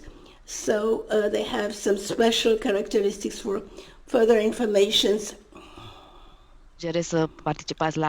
I suggest that you take part in the 12:30 sessions Romanian time, or if you are financial intermediaries, to contact my colleagues. So let's do a comparison of the main characteristics of the guarantee products.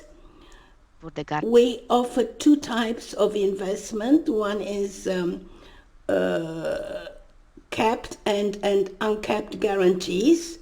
What is new here is that the financial intermediaries can apply at the same time for several products, and the capped portfolio guarantee is available for all products. What does it mean? It is all the losses will be covered for every transaction that is included in the product, but this amount will be kept.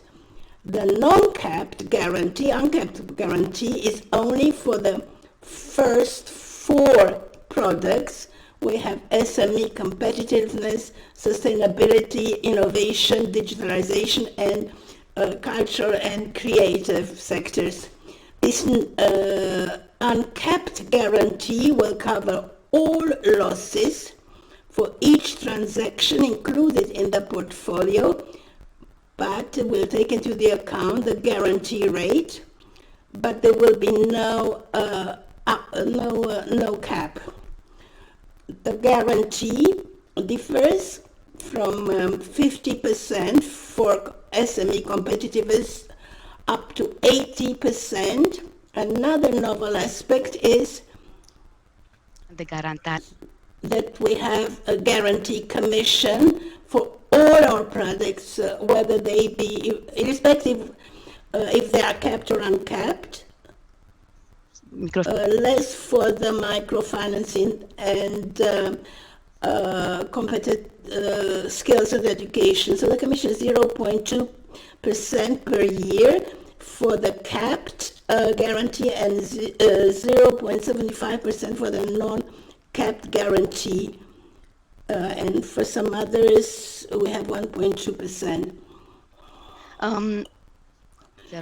As you can see, we have many financial beneficiaries, SMEs, mid-caps, small mid-caps, individuals or small enterprises. The maximum is 7.5 million euros for the first 4 products, and we have 50,000 euros for microfinance, 2 million euros for social entrepreneurship, and 30 million for education less, 2 million, for less for category A. So it takes about 12 months to get this,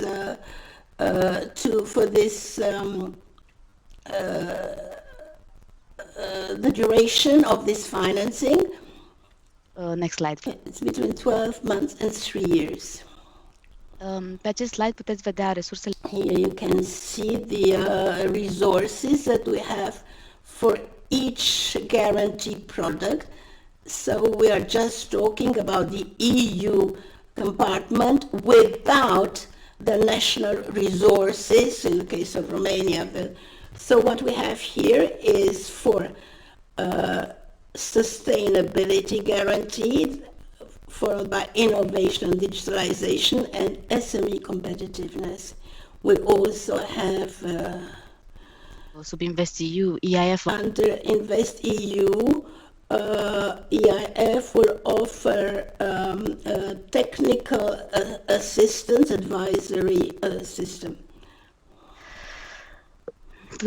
Am lansat de interes și So we already published the call, and we published the call for the InvestEU guarantees. We launched the call in April of this year. You find all the information. If you want to apply, we have a dedicated page for InvestEU. pentru produsele de dedicated to the guarantee products and equity products. So we have received many applications, and I would encourage financial intermediaries that are interested. I would like to draw your attention that we have engage EIF .org, where you can see all the products and the characteristics. So that will give you a friendlier and easier to understand information. at 12:30 Romanian time, we'll have separate sessions, parallel sessions for capital and guarantee products, and my colleagues will answer all the questions. And now I would like to pass the microphone to Daniela, who will talk about the implementation of the EIF products. Thank you. Bună dimineața, sunt Daniela Iliescu, membru administrativ. I'm Daniela Iliescu. I'm a member of... Good morning. I'm Daniela Iliescu, member of the board of Patria Bank and Patria Credit. Thank you for this opportunity to speak. It'd be my pleasure to review the most important products that Patria Bank had in a collaboration, partnership, strategic partnership with the EIF. Indeed, a few words on Patria Bank Group, which includes first and foremost Patria Bank, a bank focused on entrepreneurs and SMEs. It's a bank that took the strategy and made an important component for increasing financial inclusivity by developing the microfinancing, micro-entrepreneurship element, the way we call it. Patria Bank Group also includes Patria Credit, IFN, specialized in SMEs operating. Daniela, it seems that we have a technical issue here. Yeah, I see Daniela frozen, while all the others seem moving. So it seems that the issue is with Daniela. So, okay. O să încercăm să trecem direct. We're going to try and skip directly to the questions prepared by the participants, and maybe Daniela will attempt to answer the questions in the Q&A session that follows. I see that we already have a question in Slido. Din partea domnului Adrian. From Adrian Erimescu. What are the most important selection criteria for the first-time fund managers? What are the most important selection criteria for the first-time fund managers? Yep. So this is Nicholas at the EIF. I'll answer this briefly. I see that that the connection is getting better, so Daniela may be back in a moment. So we typically, when we don't have a first-time fund manager, we look for the team's experience and their track record. And obviously, if it's a newly constituted team, that track record doesn't exist. So we replace it by looking at the track record of the individual team members. And we look for coherence between their different experiences to make sure that they can work as a team given the strategy. So what really remains the essential driving factor is this team able to deliver on the strategy that they've put forward. So we look for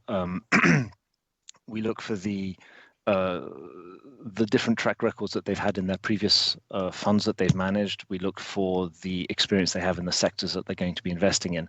A first-time team obviously doesn't mean that we're investing in people that don't have the experience necessary to run the fund. That remains absolutely critical. But we will examine very carefully the individual track records, and we will replace the overall fund track record with an examination of the individual team members and their ability to deliver on the strategy as it's explained to us.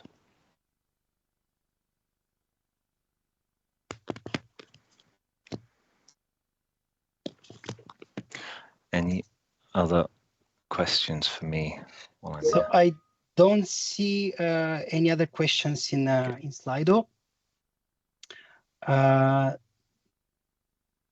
Daniela, we have 5 more minutes actually for your presentation.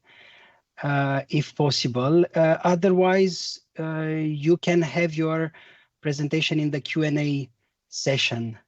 Do you think you can make it in the next 5 minutes? Yes, you can go ahead. Thank you. Mulțumesc pentru intervenție și îmi cer scuze pentru... Well, thank you for your intervention, and I apologize for the small technical hiccup. Going back to the Patria Bank Group, says Daniela. It's formed by Patria Bank, Patria Credit, over 15 years in financing, focused on microfinancing. This activity was supported, as I will be presenting in my next slides. It was reflected in a number of products, important product success from IEF, shaped in various programs that took part in the last 10 years. As far as microfinancing is concerned, its mission, which is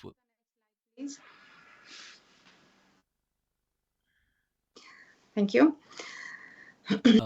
So the microfinancing mission is targeted at raising financial inclusivity. If we look at the penetration level on this segment in Romania, we will notice that Romania has one of the lowest degrees of penetration for financial services per GDP or bank assets on GDP, under 56%, way under the European Union average of 246%. This is caused by several conditions, several terms, and a lack to financing access for an important segment of entrepreneurship in Romania. We target on the microfinancing from Patria Bank. We targeting small and very small SMEs entrepreneurs with under 1 million turnover, 1 million euros, especially on the entrepreneurs on the under 200,000 euros turnover. We have over 600,000 companies operating with limited access or no access to products and financial products and services, and especially debt products. Patria Bank managed to the bank and the IFN, using the bank and the IFN, managed to have an active portfolio of over thousands of IMM SMEs entrepreneurship with a total that 137,000 euros in credits. A short look at the history of collaboration between Patria Bank and the IFN shows us that we benefited on the Easy Guarantee on the Social Innovation Program in 2015, project of 90 million lei. Then in 2018, a new 190 million lei fund, supplemented by 300 million lei in 2020 and 2022. So this went up to a total of approximately 150 million euros for 6,300 clients. The know-how for this area is historically sourced from the IFN, Patria Credit IFN, which was used as a start in this microfinancing product in an even older program administered by the IMF, namely the EPMF. The veterans in the IMF will recognize the acronym EPMF. that program allowed Patria Credit to access a credit of 8 million euros and a guarantee product of 8 million euros. Subsequently, the IFN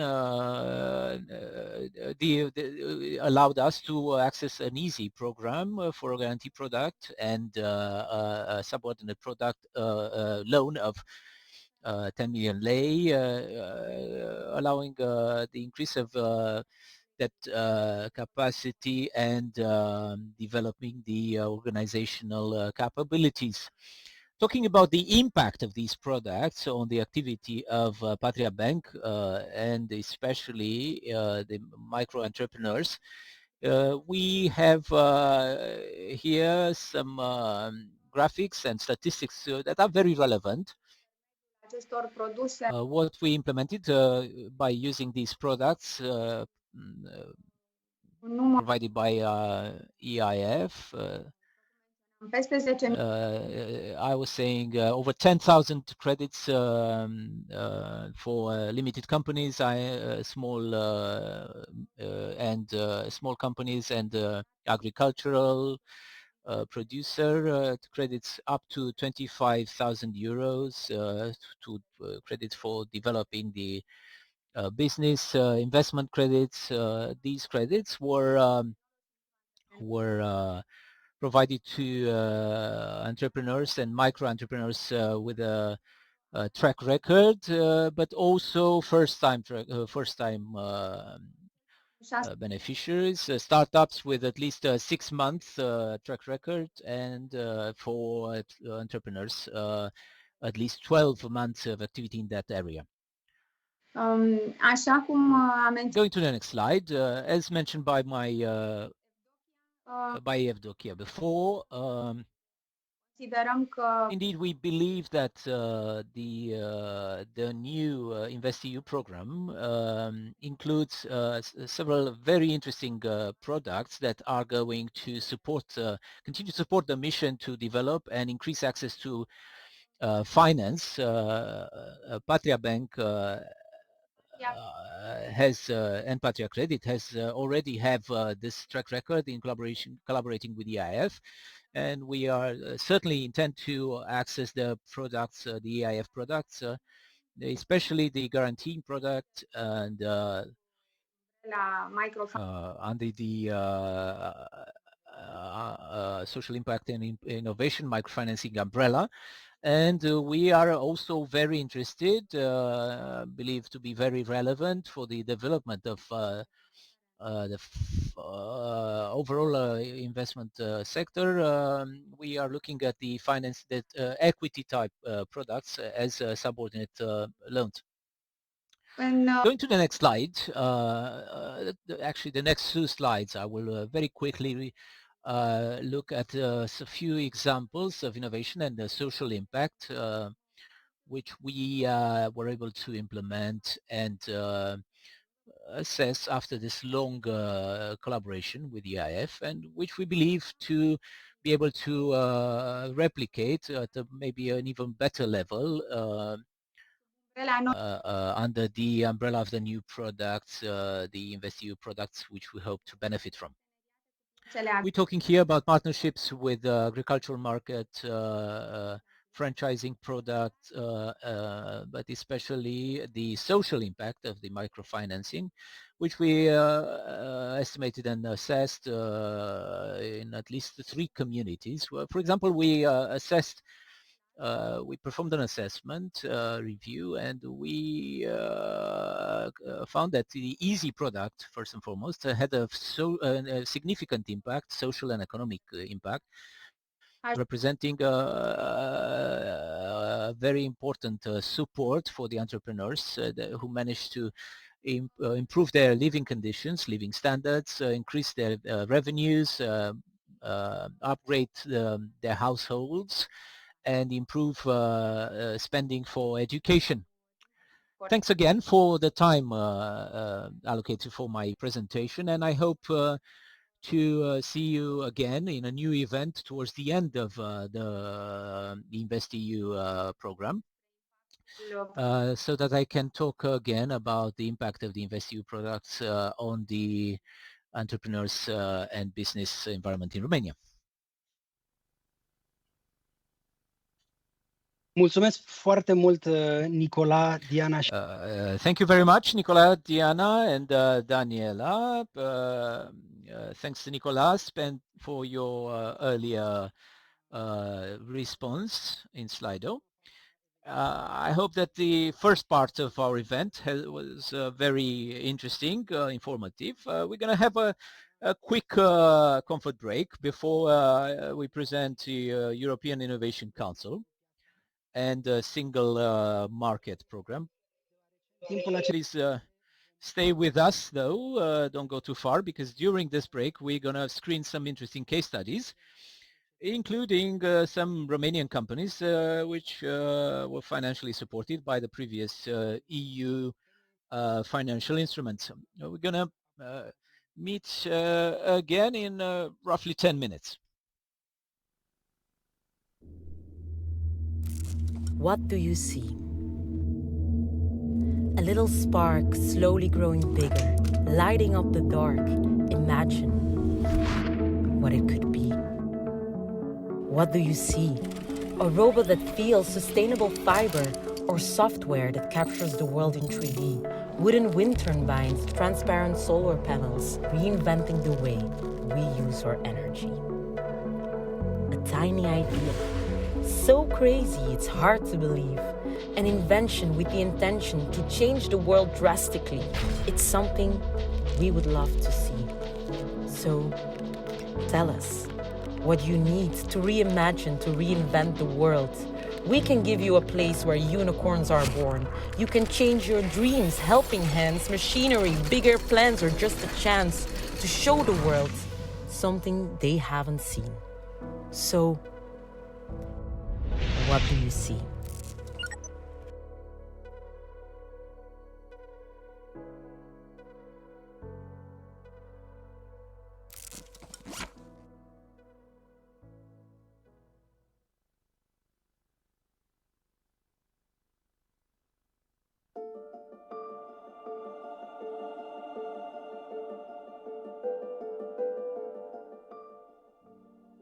Hi, my name is Fergal Ward. I'm the founder of Capri Medical. When we looked at the migraine market, we saw that it's the third most common disease. It's the seventh most debilitating disease. Globally, there's 1 billion people who suffer from migraine. There wasn't consistent efficacy of drug treatment for chronic pain patients. So we looked at this and we said there has to be a better solution.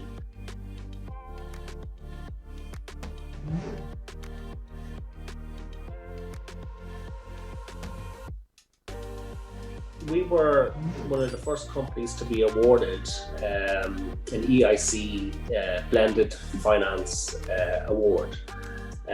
So that included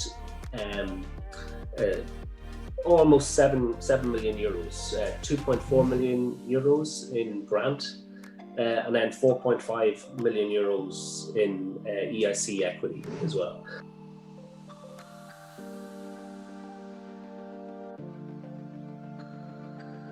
We've had some great introductions into some of the investors on the portal, and we continue to communicate with those. The portal has been a fantastic resource. You know, some of the providing access to investors that you just would not have heard about.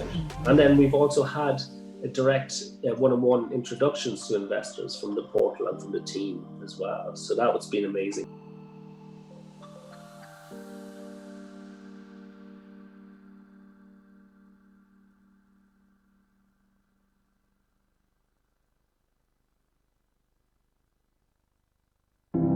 Whenever you have a new idea, one of the biggest hurdles is to convince other people that it actually is a good idea. For a startup company, it's very hard to get a financing. Without the EU financial guarantee, we are dead. I don't know if it's a good thing, but it's totally 100% right. Without it, we would have had a hard time getting this product on the street. We are the first company in the Czech Republic that bank ever supported as a startup company.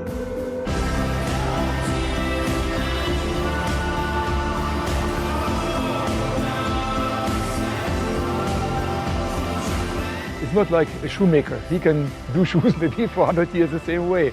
Not in our world. Innovation is the one driving force.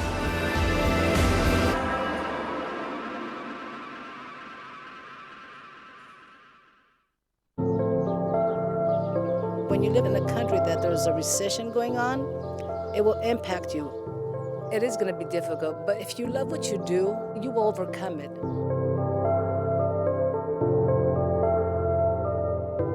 Kalamata, Greece, is the heart of the Kalamata olive. It's a product that only Greece produces. In this area, 70% of the population are working with olives. What Mani Foods does is we process the Kalamata olives and green olives, and we package them and export them. A good quality olive lies on how the owner takes care of his land. He waters them, he prunes them. Of course, nature has something to do with all this, but it's all about him. We see the crop, see the olives. If they're good for us, then we arrange to come and pick them up. Then it goes in for sorting, and we start fermenting them. Then they come in for processing and then packaging. Most of our business is hand-picked. We need a lot of labor. Because of the recession, people lost their jobs. The other day, a young man came to the office with a degree in math asking for a job. Then I thought he needed an office job. I told him, I really don't have any office work for you. He goes, I don't need office work, I need labor. I just can't find any job.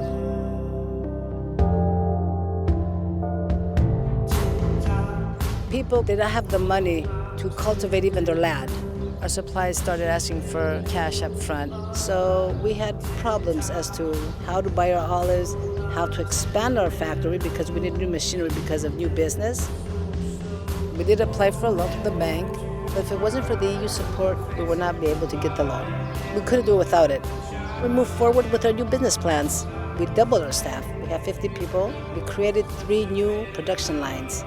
At least we have the umbrella of the EU helping us and supporting the business that really need to. Business that have devoted their lives to. That's what my mom has done. Her employees are her family. It's part of her. You cannot separate those two. The future for Mani Food is bigger expansions, more business, and new products. And all that means more jobs, more benefits for Kalamata.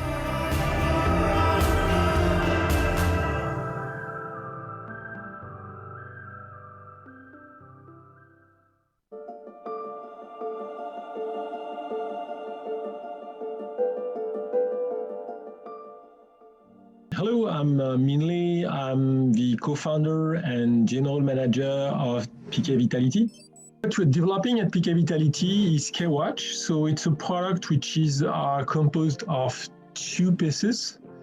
It's a device which is a continuous glucose monitoring device. So it helps the diabetes patients to measure their glucose level automatically. Without any pain.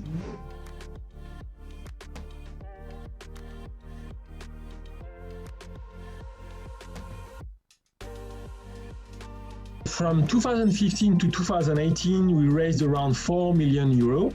We joined EIPP early 2019, and since then, so in the last 2 years, we secured more than 7.5 million euro. And we are about to close an additional 5 million euro in the coming 2 to 3 months. Since we joined EIPP, the company have grown substantially. We doubled in size in terms of number of people. So we went from a bit less than 15 people. So we are 29, and we are hiring something like 1 people every month or so.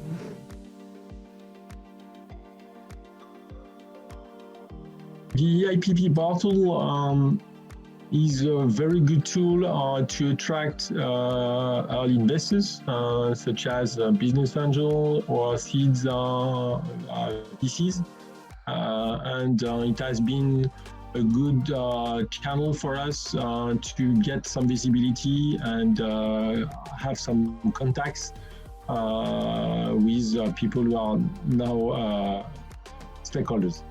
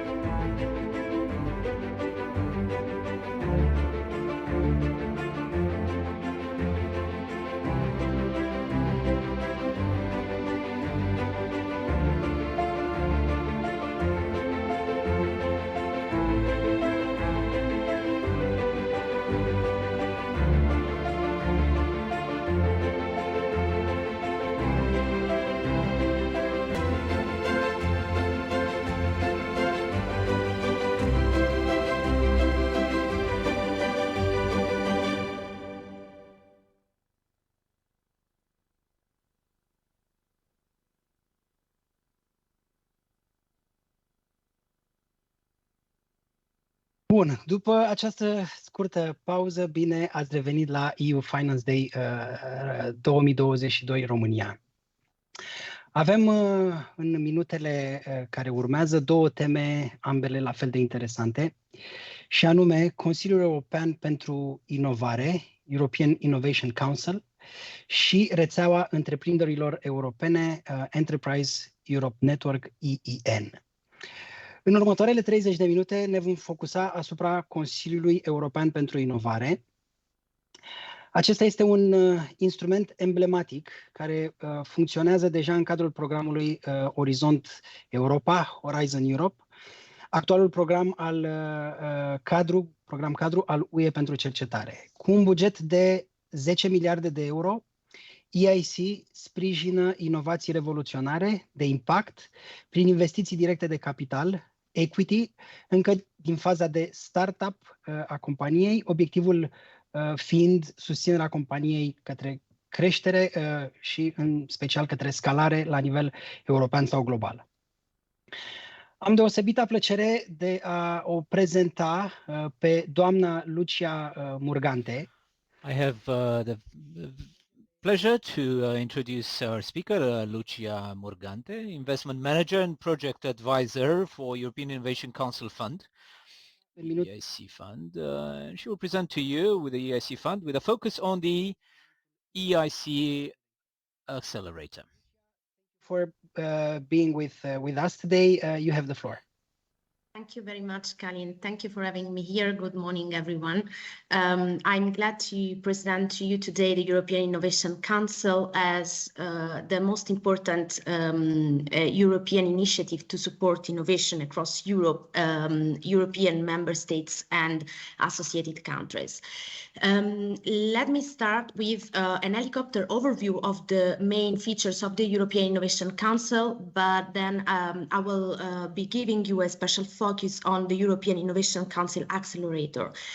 As Kalin just indeed mentioned, the EIC has a budget of 10 billion euros, and with such a budget, it aims at identify and support the disruptive innovation and breakthrough technologies around Europe. This is a unique instrument because it combines a DARPA approach for visionary research on future technologies with an accelerator to scale up innovative startups and SMEs. Furthermore, as of June 2020, an EIC fund, the European Innovation Council VC fund, has been set up as the vehicle, as the investment arm of the EIC. The EIC fund is the largest VC deep tech investor in Europe with a budget of over 3 billion euros. We will see later on in bit more details how the fund works. The European Innovation Council has been created to build a pioneering communities of researchers and innovators in Europe and aims also at enhance the European innovation ecosystem thanks to partnership with other entities and bodies like the European Institute of Innovation and Technologies, the European Research Council, as well as other national and regional agencies and ecosystem builders. Next slide, please. The European Innovation Council is under Horizon Europe, placed under the third pillar, and after a 3 years pilot phase in March 2021, the fully fledged European Innovation Council was launched as part of the European Horizon Europe program. It involved also the creation of a new Brussels-based executive agency, the European Innovation Council and SME Executive Agency, ISMEA, where all the financial programs of the EIC are implemented. Next slide, please. The European Innovation Council is an open support in any field and at any time, with a particular focus on deep tech and disruptive innovation. This is a mainly bottom-up instrument. This means that the majority of funding are awarded through open calls with no predefined thematic priorities, what we call EAC open. The open funding is designed to enable support for any technologies and innovation that cut across different scientific and application fields. Nevertheless, we also have a part of the budget which is channeled through a channel-driven approach, the EAC challenges, which provide funding to address specific technological and innovation breakthroughs. These challenges take into account the EU priorities for transitioning to a green, digital and healthy society. Furthermore, in the EAC, we know that money is important, but it's not enough, it's not sufficient. This is why we enhanced the financial support, the direct financial support to innovators with the access to a range of business acceleration services. Like access to mentoring, access to coaches, as well as a network with investors. Under Horizon Europe, we also started with a new way of managing our project thanks to the proactive management. Our colleagues, the program manager, indeed allow the EAC to provide a tailor-made follow-up of the projects. Next slide, please. We mentioned that this instrument combine a DARPA approach with an accelerator. We can see it thanks to the three main funding schemes of the EAC. The EAC is covering the full spectrum of innovation thanks to these three schemes: the Pathfinder, the Transition, the Accelerator. Indeed, we are providing an integrated and agile support from early stage to scale up. And we can see easily here, thanks to the technological readiness level, the TRL, the Pathfinder is covering indeed the TRL from 1 to 4, the Transition from 3 to 6, while the Accelerator is covering the TRL from 6 to 9. The Pathfinder is providing funding support for advanced research to develop the scientific basis to underpin breakthrough technologies with grant funding up to 3-4 million euros. The EAC Transition is supporting the validation of technologies and the development of business plan for specific application thanks to a grant funding of up to 2.5 million. While the EAC Accelerator is supporting companies to bring their innovation to the market and to scale up. The EAC Accelerator provides a unique form of blended finance where indeed the grant is blended with the investment part. The grants are up to 2.5 million, while the investment part, mainly in equity and quasi-equity financing, can vary in a range of 500,000 to 15 million euros. Next slide, please. And we know, I would like to mention you that in the EAC, we include all our yearly strategies and policies in the work program. I will briefly go through the work program 2022. Please stay tuned because we are going to publish the new work program very soon. And I would like to show you how the EAC Accelerator has been described under the work program 2022. You can see that the majority of funding are, as for the whole EAC, channeled through the EAC Accelerator Open, again, with no predefined thematic priorities, while part of the budget has been channeled to finance two different challenges this year: technologies for open strategic autonomy and Fit for 55. We had three main calls this year. And I would like also to mention to you that these calls are cut-off dates, are not deadlines. This means that all applicants can apply anytime during the year. The application process, the evaluation process is made of 4 different steps. I will be happy afterwards to give more details during the Q&A session.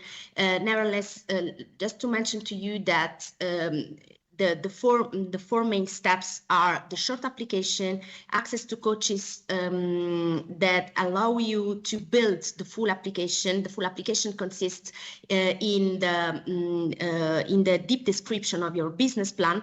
And in this cutoff date, we in the EIC accelerator, we gather all the successful application on step 3, and we invite all the successful applicants to the interview phase, which is the 4th phase. Next slide, please.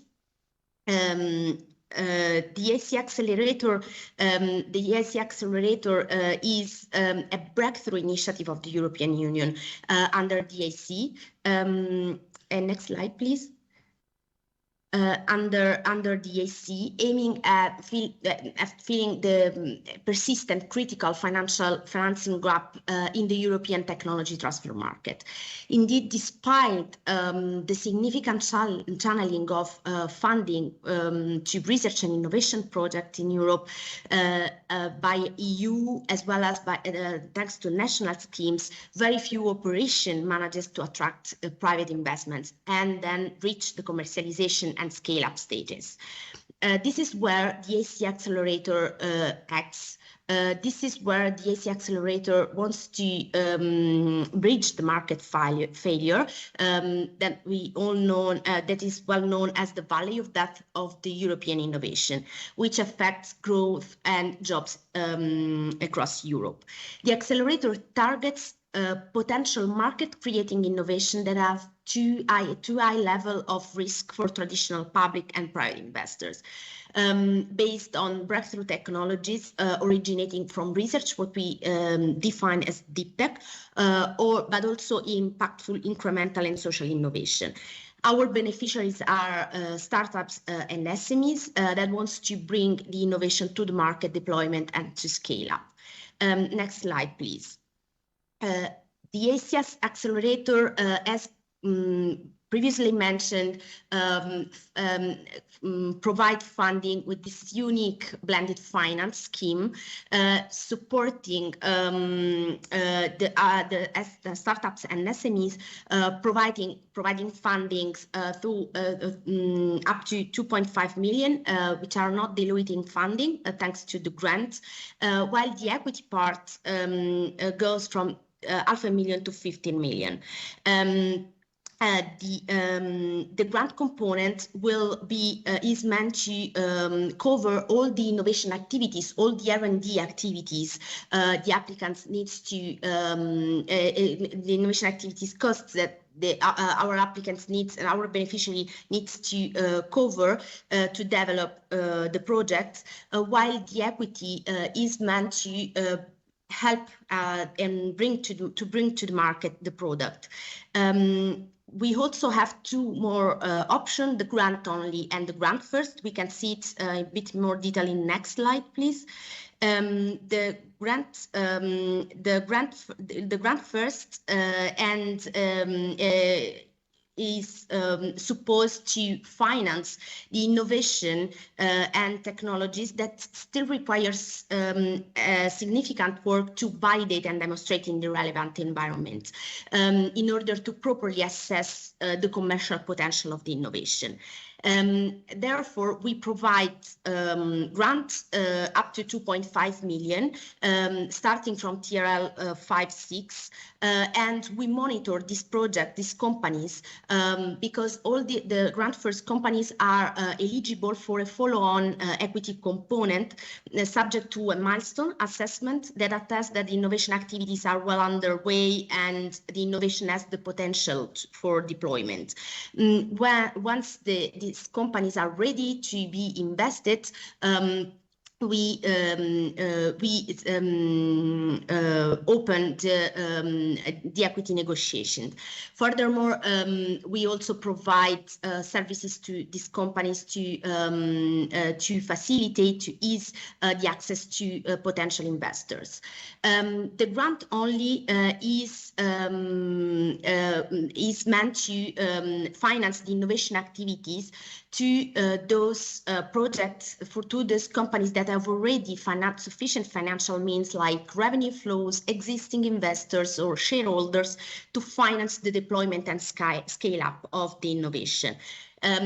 The applicants needs to prove in the application that they have enough the necessary resources and enough financial means to provide the expenditure that normally are covered with the investment, because we do not want to provide grants and then this innovation remains stuck before the commercialization stage. Next slide, please. I quickly mentioned before and that the grant component is meant to reimburse the eligible costs up to 70% of the innovation activities. The project standard duration is 24 months. Nevertheless, we provide an agile and flexible support. Therefore, we have different projects that which length is longer than 24 months, and the investment component is usually in form of the direct equity or quasi-equity, and the investment component is implemented by the European Innovation Council Fund, the EIC investment arm, which is meant to crowd in other investors thanks to a large network of capital providers and strategic partners suitable for co-investment. Next slide, please. Let me guide you a bit in more details to the EIC fund, which is the vehicle, again, that manages the equity investment. The EIC fund is a venture capital fund established in 2020 under Luxembourgish law, and is dedicated to manages the investment of the EIC accelerator. The fund is an alternative investment fund, and the European Commission is the sole investor of the fund, and the European Investment Bank is advisor to the fund. The European DAC fund is now managed by an external fund manager that, thanks to experts in the advisory committee, discuss the proposal of the European Investment Bank on the investment.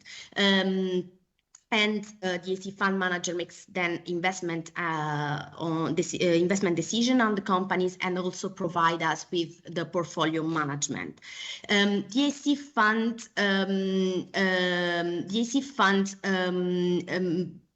provides target and minority ownership stakes, in general between 10 and 20%, up to a blocking minority in cases identified by the European Commission as essential area for the EU.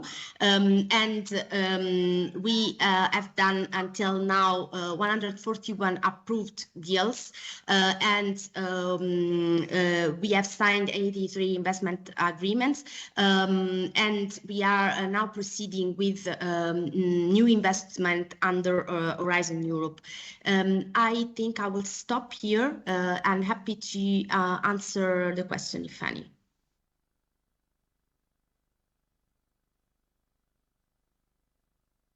Many thanks, Lucia, for this thorough presentation of the IC Accelerator. Cred că avem timp pentru câteva. I think that we have time for some questions in Slido. Întrebările. So the first question is, how can we find an interested SMEs for the R&D project for a specific topic? There are specific networks, instruments to find such partner. Thanks. I think that this question is mainly for the consortium instrument, because the EIC accelerator is a mono-beneficiary instrument. Therefore, you do not need to find a partner for the EIC accelerator. Nevertheless, I will strongly advise you to contact the NCP, and very likely also the EN network can help the startups to find partners. Thank you. I guess NCP stands for National Coordinator, right? Yes. National Contact Point. Contact Point, sorry. Can we have again Slido? The second question, a university having TRL5 product may transfer the result to an interested SME in order to propose together an EIC Accelerator 2022 project. The applicants should be SMEs. Therefore, we already had a spin-off of the university. So in principle, I would answer yes to this question. Nevertheless, it's really important to pay attention to the eligibility criteria for the accelerator, which are not only TRL starting from 5-6, but also to have, in order to pass the evaluation process, the importance is also to have a really well-built team. Therefore, it is not only a matter of transfer the results, but also to build a team that is mature enough to work on the commercialization and the scale up of the product. Thanks. I think we have more time, or time for one more question, two more questions. So the next question would be, who performs the due diligence for the EIC fund? Yes, the European Investment Bank as EIC fund advisor performed the due diligence. The due diligence is the first step of the equity negotiation. Once project is awarded of blended finance, or once a grant first project is mature enough to be invested, the first step is the financial due diligence performed by the European Investment Bank. At the end of the due diligence process, the EIB, European Investment Bank, make an investment recommendation to the fund manager and to discuss the investment details. Thank you. I think we've been efficient and we have time for one more question. Okay. That's good.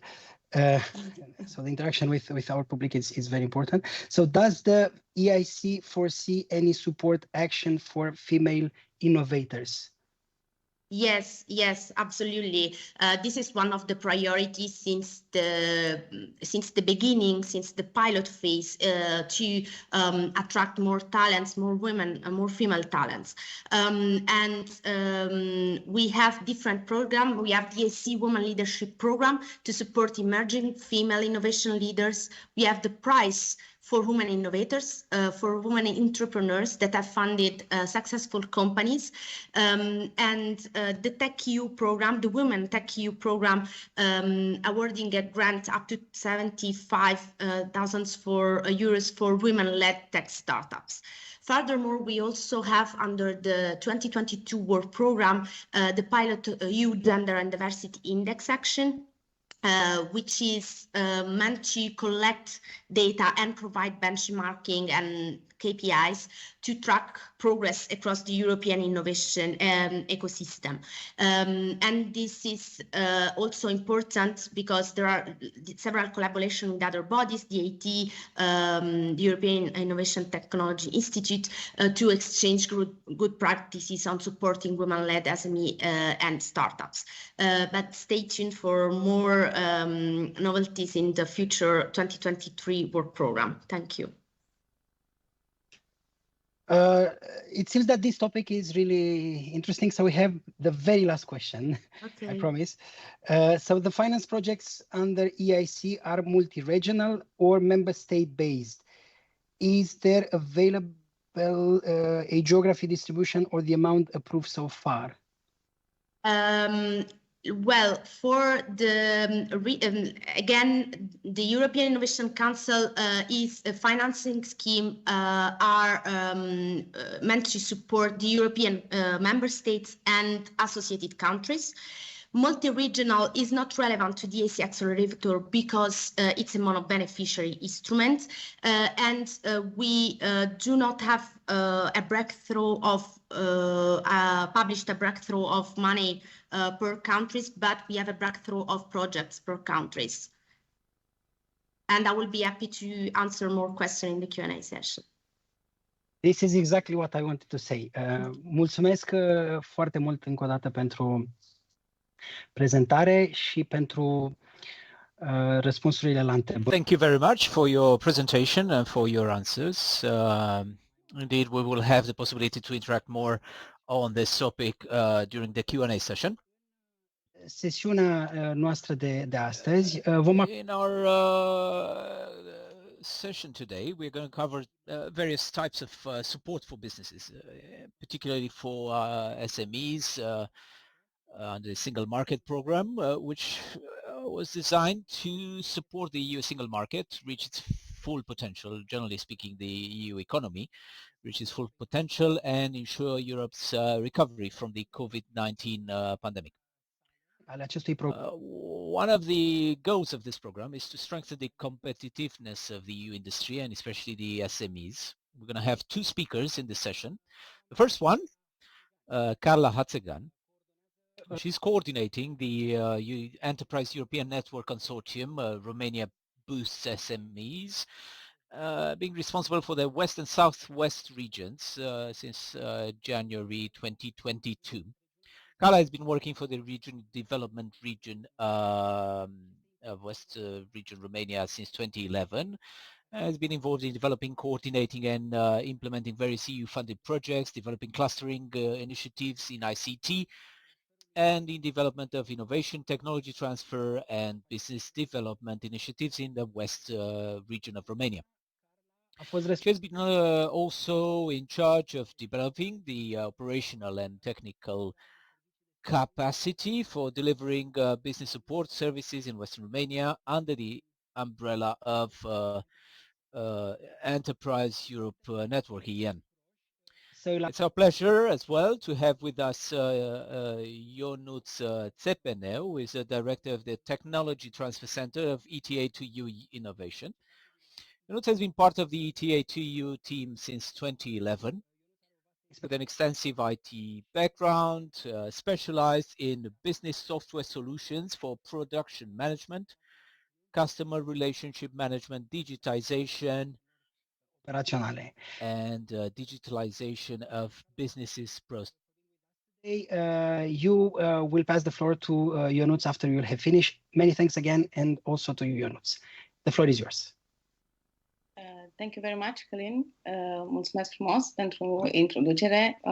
Thank you very much, Călin, for your introduction. It's my pleasure to be with you today in this event and to show my support for the programs promoted by the European Commission. The information displayed by talked about by my predecessors showed the level of ambition that was reached and how we can look forward in a quite a difficult context. Just a few words on the Enterprise Europe Network. Cum am menționat și Călin mai devreme, As Călin mentioned earlier, the context for the programs, for the single market program, which is aimed at strengthening these opportunities, these market opportunities in the European Union, which have been growing consistently in the new 2021-2027 frame. The program is aimed not just at strengthening this market and removing barriers, be them legal, legislative, fiscal barriers, but also to identify certain obstacles to new ways of doing business, and on top of that to shape up very detailed support to reach the sustainability targets for Europe until 2050. Several platforms have been mentioned, developed by EC, available for citizens and the business environment, offering information on the single European market, employment, business and trade conditions with markets from outside Europe, on free trade agreements, on access to markets with data which would have otherwise been difficult to secure, especially by the SMEs. There are other platforms supporting the creation of connections at EU level, especially not just on a vertical development for the industries in the single market, but also horizontal by creating new value chains. I will talk about Enterprise Europe Network now, which is not just a web platform, but also a network to develop human resources.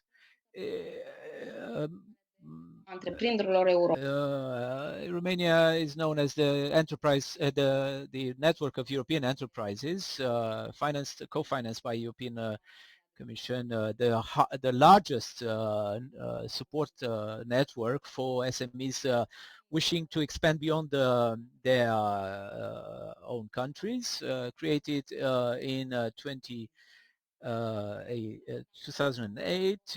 By the end of 2021, provided support to over 3 million SMEs.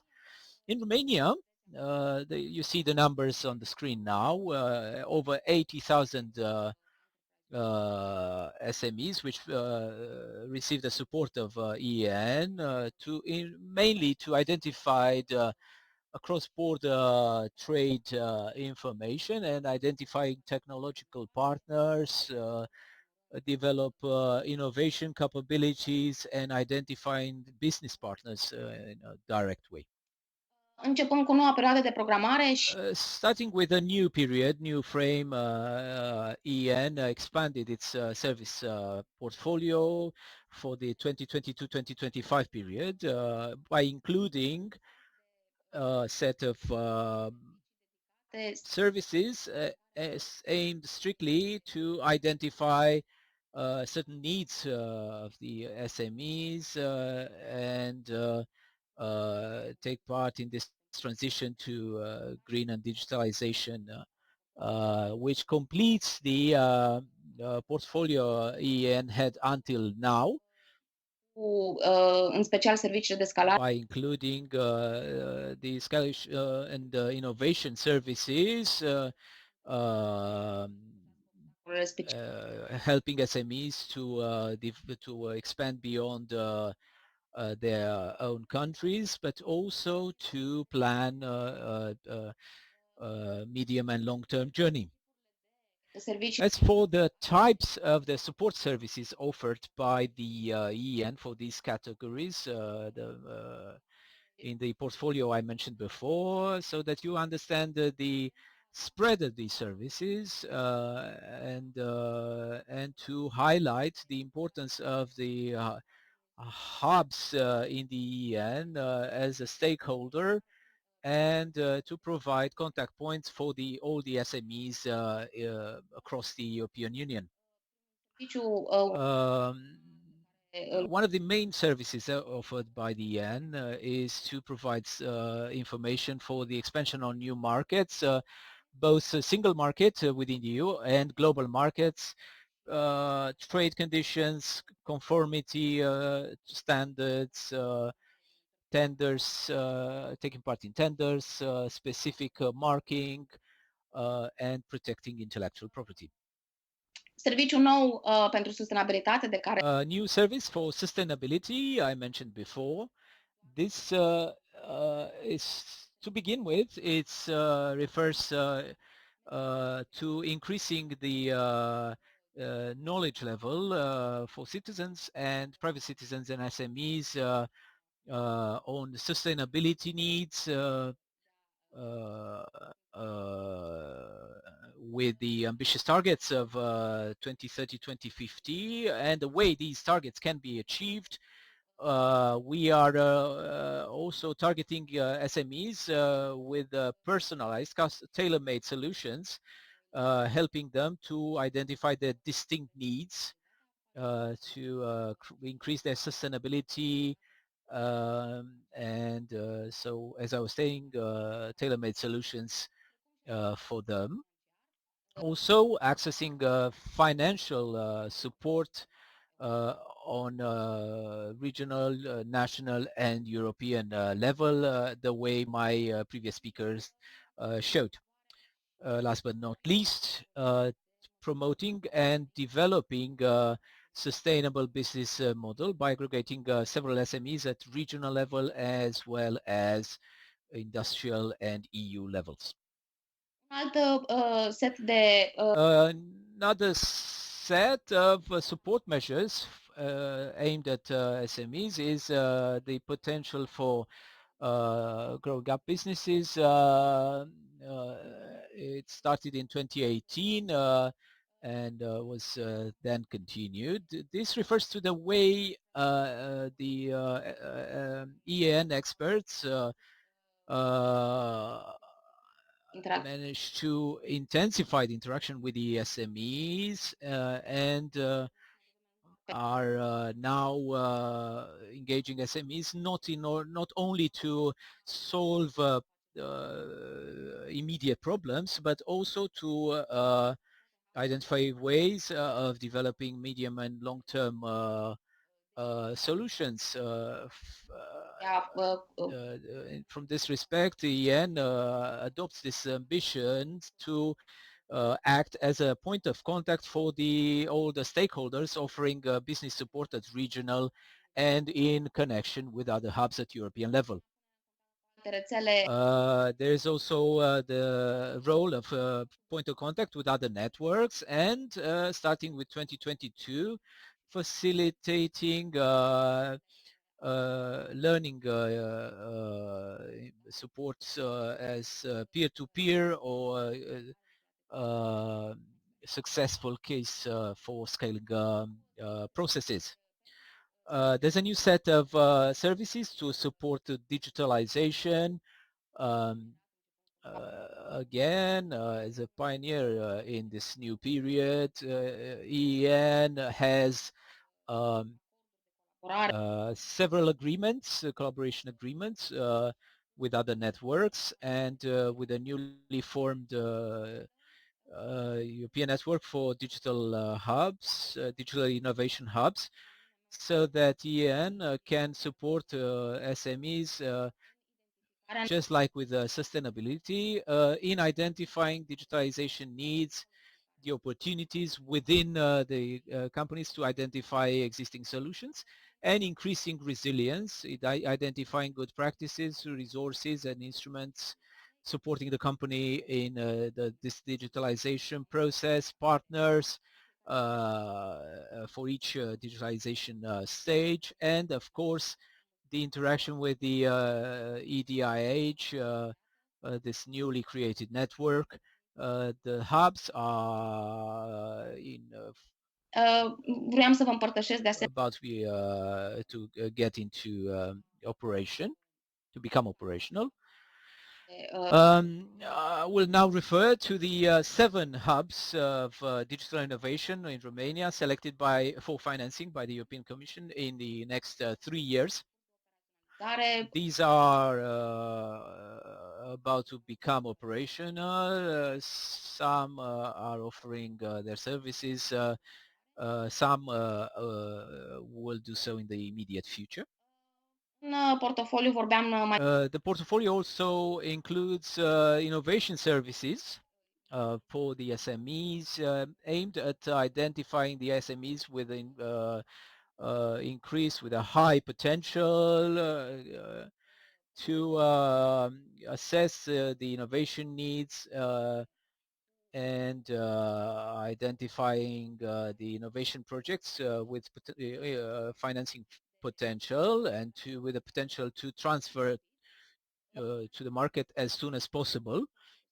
We used, to this respect, we used several instruments identified by the EN.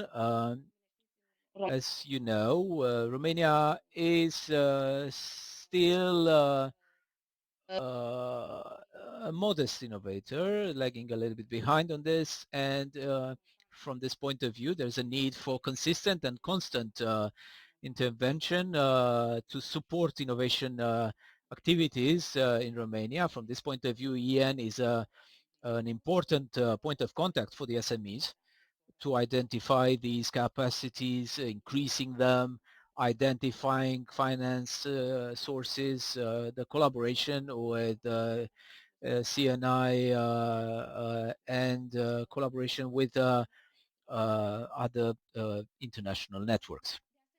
Hub-urile locale a enterpriselor. The local hubs of the EN are also acting as point of contacts with the European Commission for consultation, public consultations concerning the, but also open dialogue at local level on various European policies and competitive policies.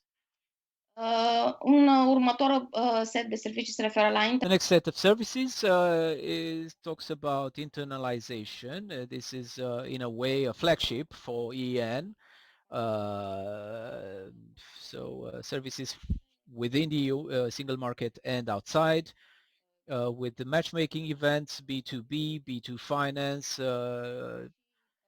research and innovation, as well as digital instruments to promote offers and requests for solutions, applications for solutions, services, finance technologies. We have an expanded collaboration with support centers for SMEs with which the European Commission negotiated agreements for global expansion. And here we are mainly talking about USA, China, India, Japan, Singapore, which recently concluded agreements, and agreements which are in course of being negotiated. And the access to finance that we discussed until now, EN provides support for for SMEs to identify the adequate, the relevant programs to support, to act as an information point, to identify the ways in which the SMEs can connect their business strategies to these finance programs, to identify local synergies and collaborative projects and support in the financing policies. Nu în ultimul rând, last but not least, EN has joined the European efforts to for recovery and for the European recovery following the several crises we were faced with in the last few years. And from this point of view, the entire set of services that are available or made available by the end to the SMEs reflect this logic, placing recovery and increase as a distinct and very immediate concern. This is why the collaboration at the network level is all the more important, at local level, at level of all the networks focused on the SMEs in general. These networks are already strengthened. I think they pass the test of time, and the speed in which they can provide direct support and direct information is already has already been acknowledged. This should continue, of course. To refer to the finance access, the local hubs EN works with national points of contact for Horizon Europe. Concrete speaking, the EN has the ability to identify concepts for finance projects to be submitted by the SMEs in regional, national or European levels. And of course, this is tied up to all the other activities, support and advisory activities. To be more specific, we help SMEs to identify the preparedness level from technological development, ability to for business management. And from this point of view, the SMEs can get in touch with us directly to prepare these projects.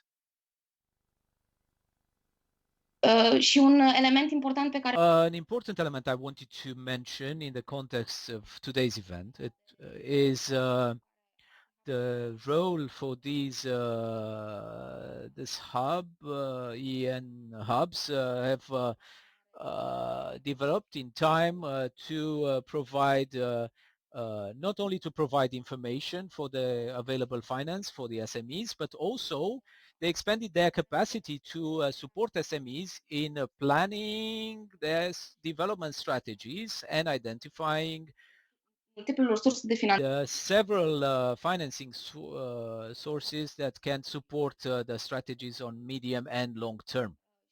And here we discuss the capacity of these EN hubs to interact with experts and mentors, able to identify very clearly the most appropriate financing sources for the various stages of development of the SMEs, or for each stage the SMEs are in, as well as correlating the investment to the innovation level in that company and the preparedness for the market.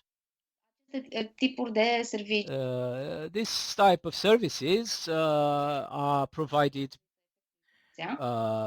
thanks to the network effect EN can provide, allowing it to offer different actors with different competencies. Of course, I agree with all my previous speakers who presented points of contact, points of help desk, points, and we can act as EN to guide SMEs towards the most appropriate, the relevant points of contact in as efficient as in time efficient, of course, possibly. Last and not least, we are dedicated to increases the SME's capacity, ability to manage and benefit from these opportunities. We hoped this at a high level as possible. I will now hand it to your notes, who will be talking about journey, describe a journey of a company from the first innovation strategy to innovation services, distinct services. Before I go, I would like to add, for the benefit of all those who are following us, that in order to get in touch with the local EN Romania points, please visit the webpage, the dedicated webpage, which will indicate all these, all the cities where the EN is present, where you can get in touch directly. I'm available for your question. Cred că da, bună ziua. Numele meu este Ionuț. Hello. Directorul Centrului Transfer Tehnologic, InvestEU Innovation. Okay. Nu știu. I hope you can hear me. Noi te auzim. Sau eu cel puțin te aud, Ionuț. Aș putea să încep direct cu al doilea slide. So, next slide, please. Next slide, I'd like to start with this one. Eu sunt directorul Centrului I'm Ionuț Țepeneu. cu experiență. InvestEU has a lot of experience in Romania, in particular with IT integrators. In the 30 years, we had a sustainable growth that cannot și cercetare. be achieved without investing in innovation and research. Divizie de sine stătătoare în cadrul. We have a dedicated innovation division, and we found solutions to digitization and digitalization solutions. We have worked on Internet of Things pentru dispozitive cu for various devices, communication devices, in particular for the metric supervision, and we are also members of the alliance. Susținerea noastră. Next slide. Next slide, please. Această susținere a inovării. This innovation interest was confirmed by the initiation of the Technological Transfer Center, Innovation Transfer Center, and we have now, since 2019, we have been a permanent member also of the National Network of Innovation and Technology Transfer. And for the increase of this center, we have applied for financial help, which we obtained. Acum, all these directions, all these trends have been achieved with the support of EN. We had an innovation assessment, and we could establish the most important weaknesses of the companies, which could then tackle the project that was financed. We obtained, first of all, an increase in our technological capacities, and we have 10 resources in various fields of technological transfers, and we diversify the technological transfers. Also, one of the purposes was to participate of the project was to participate at international fairs where we can promote our services and our emerging products. In acel assessment realizat. In that assessment that was done together with EEN, it was it allowed us to position ourselves among the European companies where what is our innovation position, and we could identify a number of objectives, clear objectives to follow, and with the ENN help, we hoped to obtain tangible results to allow us to să fim o companie care poate să inoveze. to move from service company to a company that actually can create value-added products. Lucruri pe care le-am The main objectives were an increase in our capacity in the technology transfer, our own products that would target a global market. Dificile pentru noi. One of the most challenging points was the time to market process. We managed to reduce the time to increase the visibility of our proprietary products. We also focused on identifying novel ways to research the markets and the new trends and to soluții pentru digitalizare. To come up with new solutions for digitalization. All of these had an objective to have a sustainable strategy.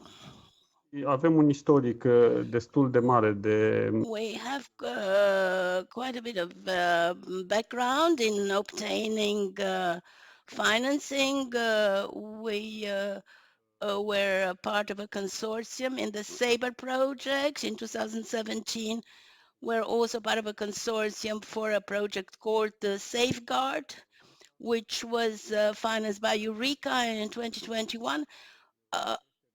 We managed to get financing for our own products, a product for digitalization of industrial and data processes. We are a project leader in this project. It's an innovative program, and I hope to have the opportunity to present it in more detail. We are very, very proud of this project and of the progress that we achieved. Also, with Enterprise Europe Network, we managed to introduce our products on international markets. We participated successfully at one of the main fairs after the pandemic. We have then to present our products and to interact with our industry. The forum in Linz helped us to find new opportunities and to identify new networks of cooperation, new trends to develop our own products, to start cooperations and resources for various hubs. Another participation with the support of EN, cooperation between Romania and Hungary was our participation at the Automotive Hungary Expo in Budapest. Again, we're there physically after the pandemics, and we offered our services for the automotive, for the digitalization of the automotive processes. And what was for us a very important factor was the area of subjects, because we came with productions. We are competing with high-level competitors and with IT technologies for data collection. and we are very successful. Also there, we establish partnerships with other companies to for certain products. One of our successful products in the area of technology, again, thanks to the financing that we obtained, was a platform, a free platform for a platform for the air control, and it is an open source platform both for the developers and for anybody in Timișoara who can have access to see the quality of air in the area where they live. This was an interesting project, and it also offered us enhanced visibility. So they helped to promote our company and to create more awareness in the use of IT in smart city projects and for climate control. CTT-EU Innovation este implicat și în colaborare. We are also implied in cooperating with startups and connected companies. We applied for several types of financing. We are either the leaders or participants in projects under the 11C measures. We are with Nextwell and Camera Pictures. These are platforms that create innovative products or intermodal products. And for Camera Pictures, which is called I'm Looking for Curio, it is a project aimed at democratization of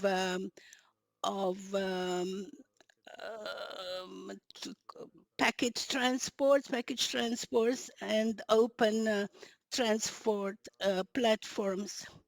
And in the project Scam ML, which I already mentioned, we are partnering with the Institute E of Austria and a company in Timișoara, and we develop an innovative product Produs de piață. Which we will bring to the market. All these financial instruments, as well as our international cooperation, were obtained thanks to the network sources and the measures that we can have access to.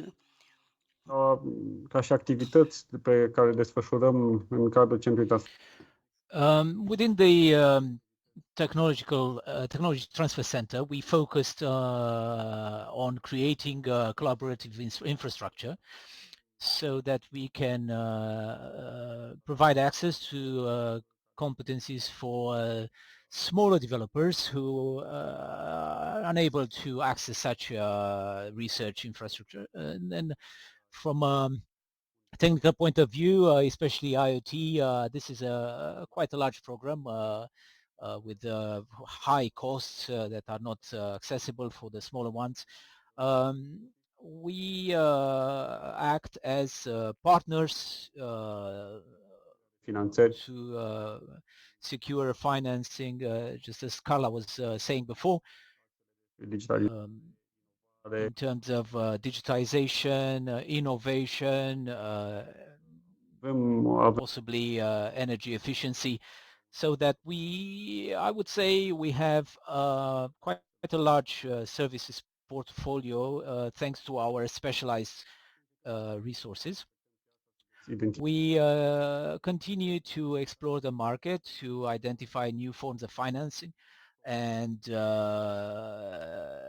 problems, issues in digitization where we could help with companies grow. this would be my presentation for the ETA2U. Of course, I am available if you have any questions on our story, on our successful collaboration with the EN. Thank Mulțumesc foarte mult. Thank you very much, Carla, and your notes. I'm really impressed by what you said. We have some questions on slide. First of all, a remark. This network, NCP Horizon, would like to offer the congratulations for this event, and we are interested to participate in further events. Thank you from Yulia Miha. Yes, thank you very much. I have a question for Yunus. Would you recommend the ENN network for further cooperation? Întrebările din slide. Then we can go on to the questions. No. Yes, definitely yes, because for us this cooperation with EN was very useful, because it is really difficult to takes a lot of effort to identify opportunities, in particular on international markets, because a Romanian company would not have an easy access to this type of information without the help and the support from EN. We have our profile on EN, and also we have relație foarte apropiată. I have a very, very strong relationship with them when we try to identify new opportunities, such as the ones that I just presented, attendance at various fairs, innovation and audit services, everything that could contribute, Carla, or could contribute to our company. I'm sure that the startups that are present at this presentation, and together with Carla's information, I think there's just one step for these companies to contact her, and I really hope for a successful cooperation. Let's go to the question in Slido. How much does good Carla. Mulțumesc frumos și pentru aprecieri și thank you very much for the nice words for our support via the EN. I'm glad that this question came up, because I wanted to mention it in my question, but I mentioned that this network is co-financed by the European Commission and then supported financially by the member organization. Therefore, our services are free. There is no cost involved. That is why I believe that we can be so dedicated to our activity, because we know that we have this solid base, so there are no costs associated to this. I think we have time for another question. How company create its profile database? Această bază de date este database is managed by the members, so you have to go to a hub that is quite close to where you are, so that you understand how you can get onto the EN platform, what type of information you have to include, and how to upload this information. It is also the easiest path for SMEs. It's important that you use a common language, a jargon that all members of this network understands. And please, we encourage you to interact with the local representatives, because they understand this so-called jargon, and they can really facilitate good and efficient communication. Perfect. Mulțumesc. Thank you. Thank you once again for the presentation, and I would like to tell the participants that Sările de discuții that during the breakout sessions that will follow after this presentation, Carla and my colleagues from the Commission will be in the session room 1, so you can join her in the first room. Otherwise, I would like to say that the code comes to Romania quicker than in Brussels. It appears that our servers had a bit of difficulties before starting the sessions.